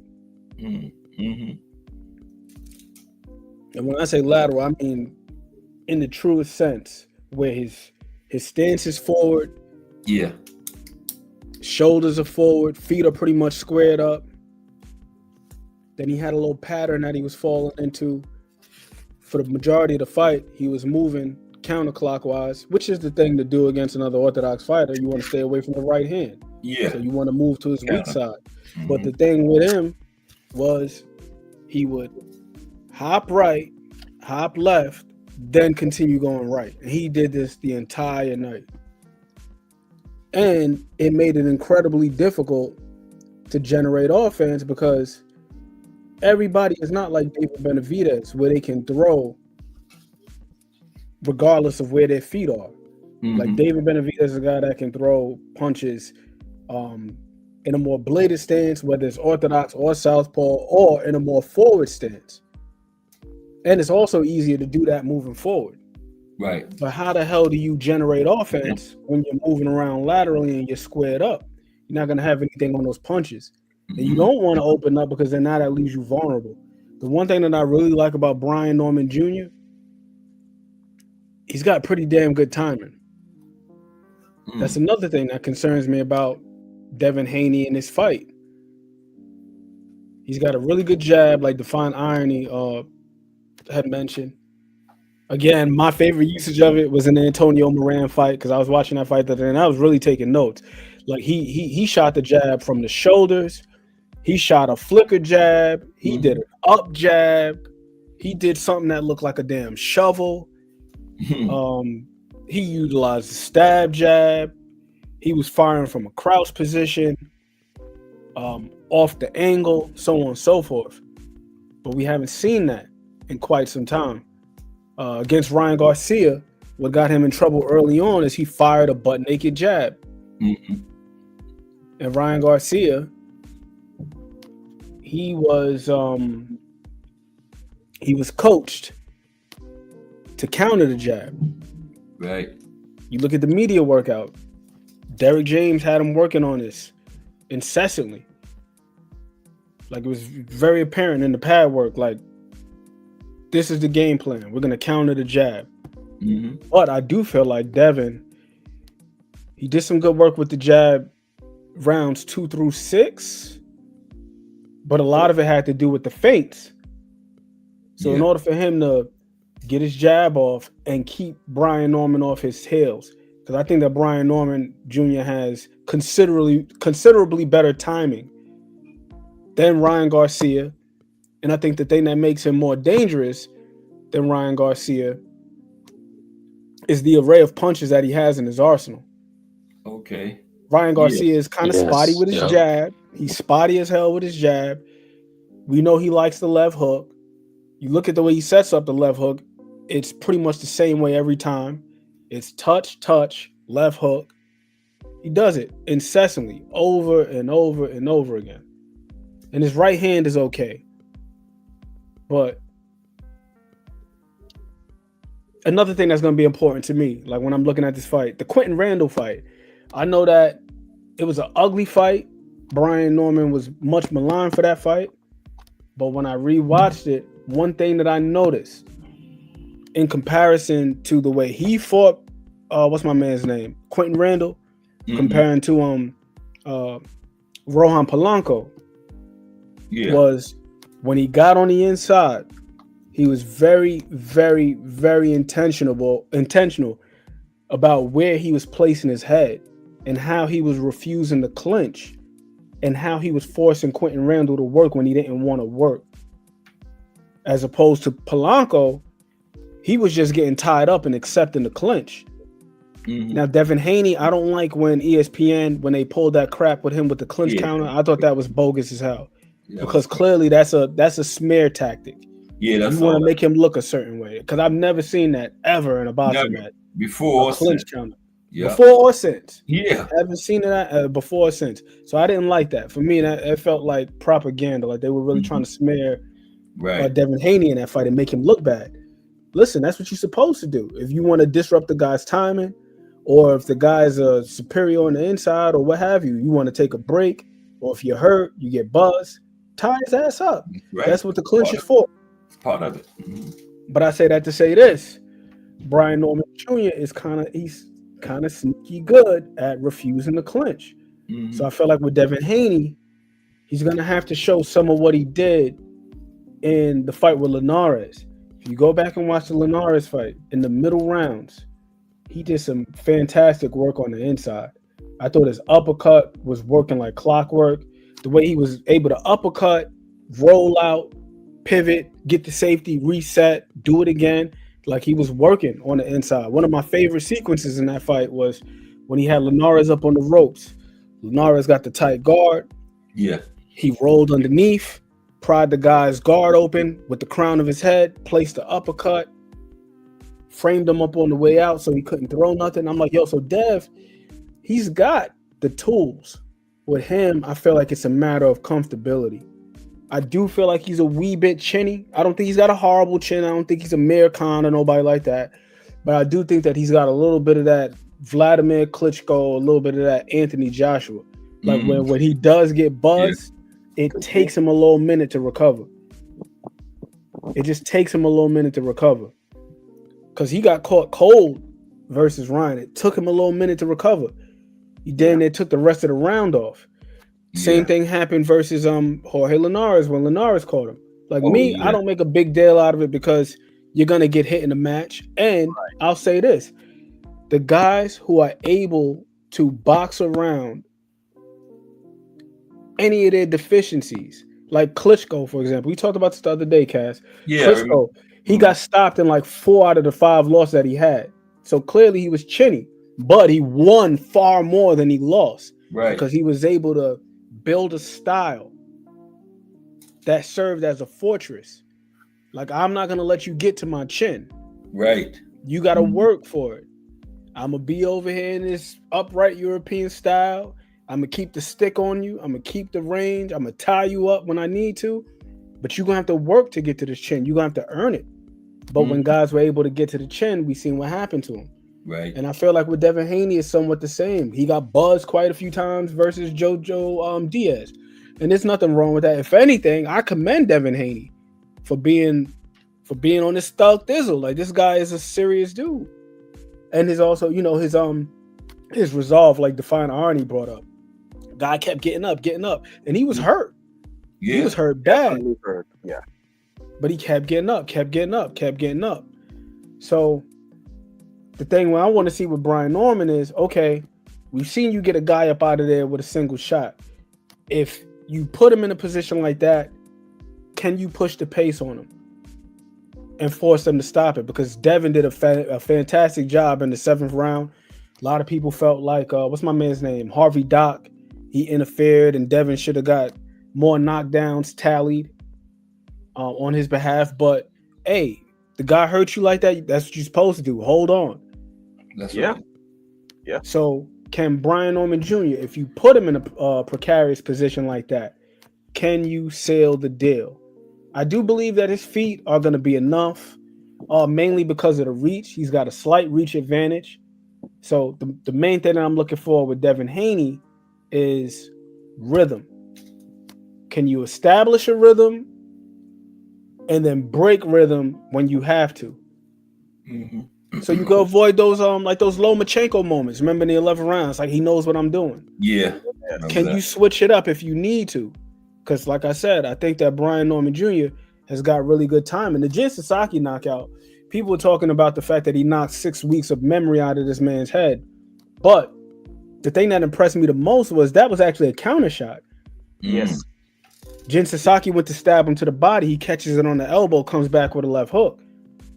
So Brian Norman Jr. has good enough timing. He's got fast enough hands. And the other thing about his punches is the technique. Everything is very short. There's no load up on it.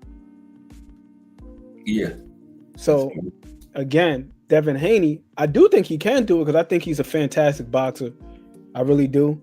But he's gonna have to have the confidence to take certain chances, and he's got to trust in his offense and trust in his defense. He's got to trust in both and his ability to transition from defense to offense.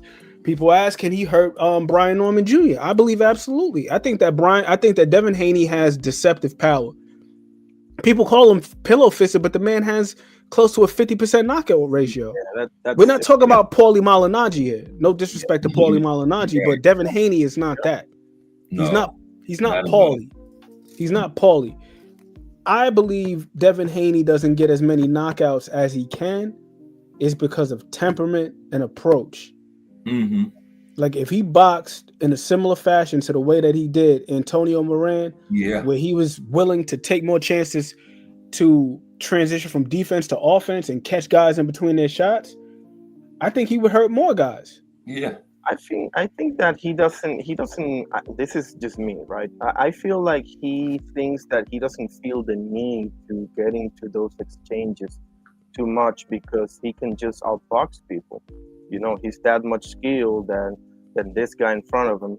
Why would you go into try to get a knockout and probably get yourself knocked out? You know, you don't want to take unnecessary risk. That's actually very smart. That's what I think Floyd did. People say Floyd didn't have power. No, he did have a lot of power, but he just realized that he can just outbox you, and he just went that route, bro, which is smart, bro. It might not be what you want to quote unquote be, but it is smart from his point of view, you know. And I don't think he's ever gonna see anything like Loma again. So he can, you know, he can just rest easy from that. And to me, his best performance was Regis Prograis, personally. But Antonio Moran is a great choice. Yeah, that was a knockout of the year candidate. Or did he get knockout of the year? I know it was a candidate. It was a phenomenal knockout. But the reason why I give it to the Antonio Moran performance is because I felt like it was his most comprehensive. And then also just based on the attributes and the timing. Like Antonio Moran was not a guy who was on the decline. If anything, we've seen this guy appreciate over time. He gave Andy Cruz a scare. He just beat a top-ranked opponent in Myquan Williams just a few months ago. He gave Jermaine Ortiz a scare. I felt like he actually beat Jermaine Ortiz. I felt like he nicked it. I don't think like he washed him or anything, but I felt like he edged it. But, of course, you're not going to give the fight to Antonio Moran over Jermaine Ortiz if it's a close fight. No. You got to follow the money. So it is what it is. That's no disrespect to Jermaine Ortiz. Fortunately, and I hear you, Fanani. I think that is a fantastic point. Don't take any unnecessary risk. But one of my favorite quotes in boxing history, Jack Dempsey in his book Championship Fighting, he says, the longer you're in a fight, the longer you're exposed to danger. That's right. That was his reason for wanting to knock guys out. And with Devin Haney, I'm not saying go out there and press for the knockout. But when you have a guy who's basically giving you alley-oops, or if he's throwing a meatball down the plate, he's throwing a pitch right down the plate, you got to oblige him. Right. That thing in the bleachers. Yeah, put it in the bleachers. So if you got a guy who's got shoddy technique, he's throwing the right hand and he's falling in, his chin is way past his knee. Instead of hopping out of range and taking yourself out of position to counter, put one on him. That's right. Put one on him. I'm not saying press him, but when the opportunities present themselves, and that's one thing that Floyd was good at. Floyd, you know, one of the most brilliant pull counters of all time. Actually, Floyd would be out there baiting guys. He would lean in, transfer that weight over the front foot, stick his chin out just a tad bit, and then once you commit, boom, pull. Here comes the right hand. Then he's rolling out underneath. You don't even know what the hell happened to you. Or like the great Marquez, what he did to Manny Pacquiao. Picked up on the guy's rhythm, the rhythm step. You want to bounce, bounce, bounce, and then hop in range. I'm gonna stand right hand and let you hop into this right hand. And this is what I'm saying with Devin Haney. Like I feel like Devin Haney, he's got enough pop. I think he's got enough accuracy, and I think he's got enough speed and precision to where if he were to take these chances that are being afforded to him, not just like, oh, well, you got the guy staggered, go chase him down and finish off a wounded prey. No, I'm talking about Antonio Moran. Antonio Moran, when he knocked Moran out, Moran was loading up to throw a punch. But Dev pulled the trigger. He didn't hop out of range like, nah, I'm not, I don't want to get hit. It's like, nah, I see you pulling the trigger. Mine is going to get there first. Anthony Joshua versus Dubois. Anthony Joshua threw that damn mid-range uppercut. I don't know why the hell he threw that. What's him obliged him with the overhand right? Like, he could have just circled the hell up out of there and just got out the way. Nah. You want to open up and be irresponsible? I'm going to tax you for it. Here's your receipt, sir. So this is what I'm saying with Devin Haney. I feel like if he were to tax these guys just a little bit more, and then hell, you do that enough, that's how you get a guy to slow down his output. That's right. Yep. That's a fact, man. I gotta ask y'all this: who y'all want to see Boots fight next? He done dropped his belt at 147. Good, Boots? good question. Boots, yeah. Uh, Boots. I have to think about that I one. want to see Boots against. I have to name I don't know. I 150. thought he was gonna fight Josh Kelly, but somebody told me that that's not gonna Who? Josh Taylor? happen. Josh Kelly. Josh Kelly. Oh, Kelly. Kelly. Okay. But that's not gonna happen. Is what I heard. So But at 154 now, right? B3? if Yeah. I'm not getting a championship Oh, fight, I'm getting either Madrimov or Bosch. If I'm put on it. What about the other guy that fought Virgil last year? That it was a rookie. Boachuk. Madrimov. Yeah, Boachuk. What about him? Would that be a good That's what the Fine Iron just said. Boachuk or Madrimov. I think Oh, Madrimov is dealing with an injury right now. okay. Boachuk could be a good fight, but Yeah. will 360 Promotions and Tom Lawson, will they put him in right now? I mean, he didn't look good against Michael Fox, in my opinion. At all. Right. At all. He looked terrible. He should have lost that fight, but once again, you got to follow the money. Right. Michael Fox was out there turning him, boxing his ass off. He made him look like this dude had never seen a double N bag in his life. Like he just looked so clumsy and cumbersome around the ring. And Boachuk is a solid fighter, but I think he's just a little bit overblown because of the fight that he gave Virgil. Yes, and that was stylistically a paradise type of matchup for Boachuk, because the problem with Boachuk is that he just keeps leaving his head on the center line. You know, he doesn't. Absolutely. He's not like these other Eastern Europeans like Loma, etc. Like, he's not as disciplined in that regard. So, and the other reason why I mentioned him and Madrimov is because now you have common opponent with Virgil. And if you can stop them, and both of them gave Virgil fits, especially Bosch. So if you can have a stellar performance against one of those two, I mean, the fight against Virgil is basically made, right? That to me is the that's a clear fact. path for him. Who you think beat you? To your question. Good opponent for me. I mean, I mean, I wish he would go at the biggest monster, Bakram. I feel like stylistically that would be the best matchup in the division right now.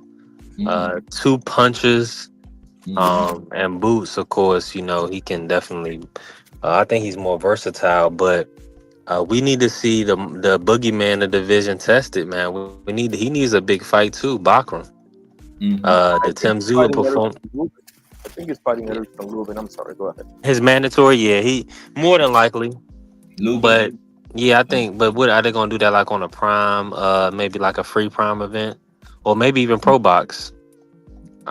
Yeah, that probably be a nice Pro Box main event. Yeah, that would be good. I could see that, but yeah, outside of seeing him with Bakram at 154, I think Charles Conwell will be a good introductory fight. Okay. What y'all think about that one? I don't mind it. If I'm Charles Conwell, there's no way in hell I'm taking that fight, because going on 2 is a death sentence, unfortunately. So on that regard, from Conwell's side, no way I'm taking that fight. But I do like the matchup for Booth. I was thinking maybe Jesus Ramos also, if the Eastern Europeans are not there because of injury or whatever. Somebody mentioned that earlier as a potential fight. Who was that? Jesus Ramos. Oh, okay. I feel like they want to make Ramos a champ before they put him in there with Boots, though. That's my only thing with for Premier Boxing Champs and Louis de Cubas. They definitely not. I don't think Tellez or Jesus Ramos is on the market for Boots. It's gonna be tough. I want to be honest with you, I think we might even see some movement to 160. It might be a couple of guys move to 160. Oh, you said 160 B3 for Boots? No, for some other guys. Going up, moving up out of there. Okay, 100%. Hey, define on it. You think Zaya's ready for Boots? Not right now. In a year from now. I was just messing with you. I know you was talking about how he became a champion and everything. Yeah. I think he's as ready as he'll ever be. Yeah. Honestly. He still got to do some stuff, in my opinion. I think he's as ready as he'll ever be to fight a guy like Boots. I think that he would actually do pretty well. Okay. I think stylistically he matches up well with Boots. The question that I have is, okay, what does Boots' power look like at 154?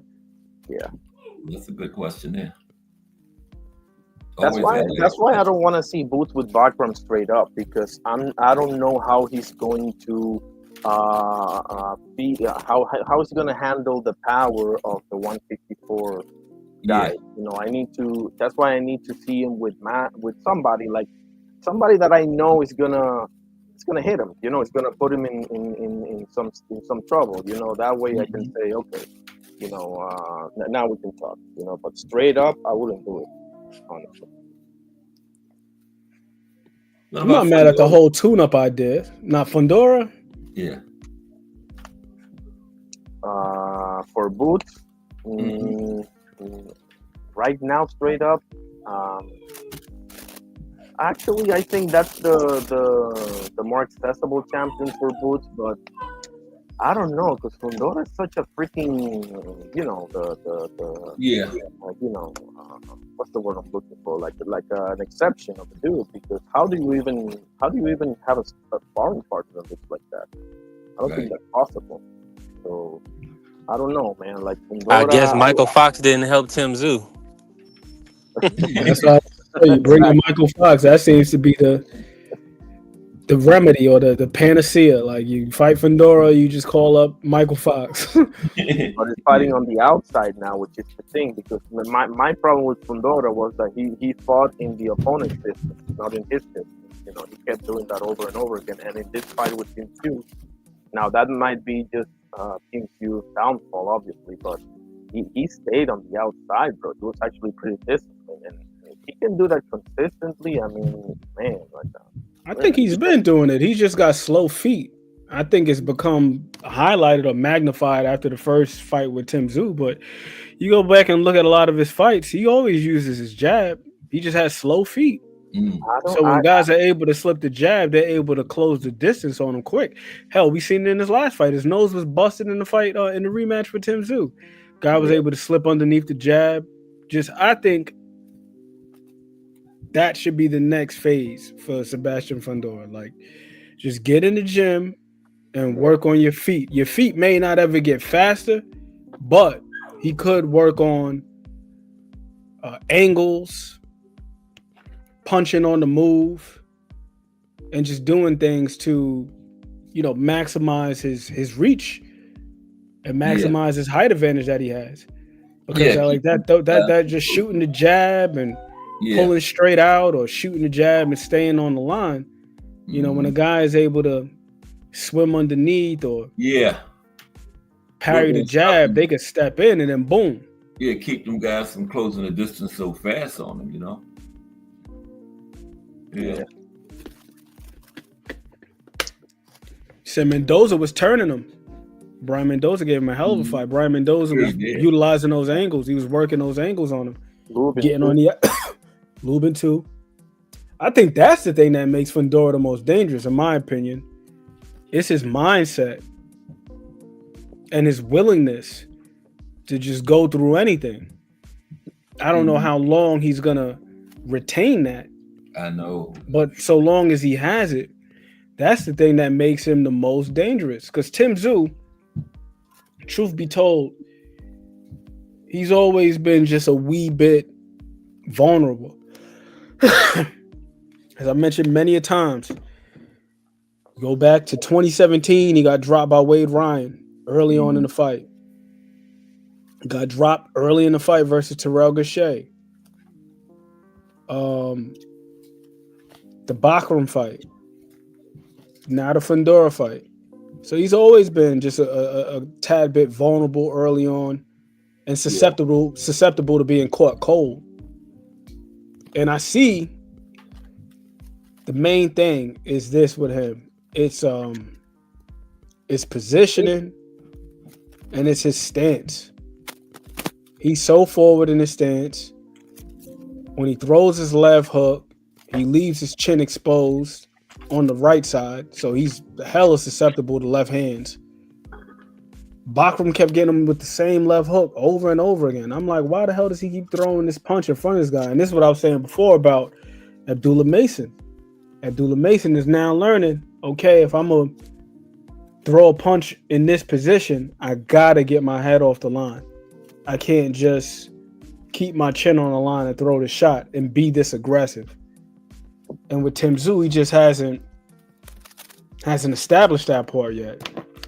So when he throws his punches, his head on the line. He does have a pretty nice catch and shoot game.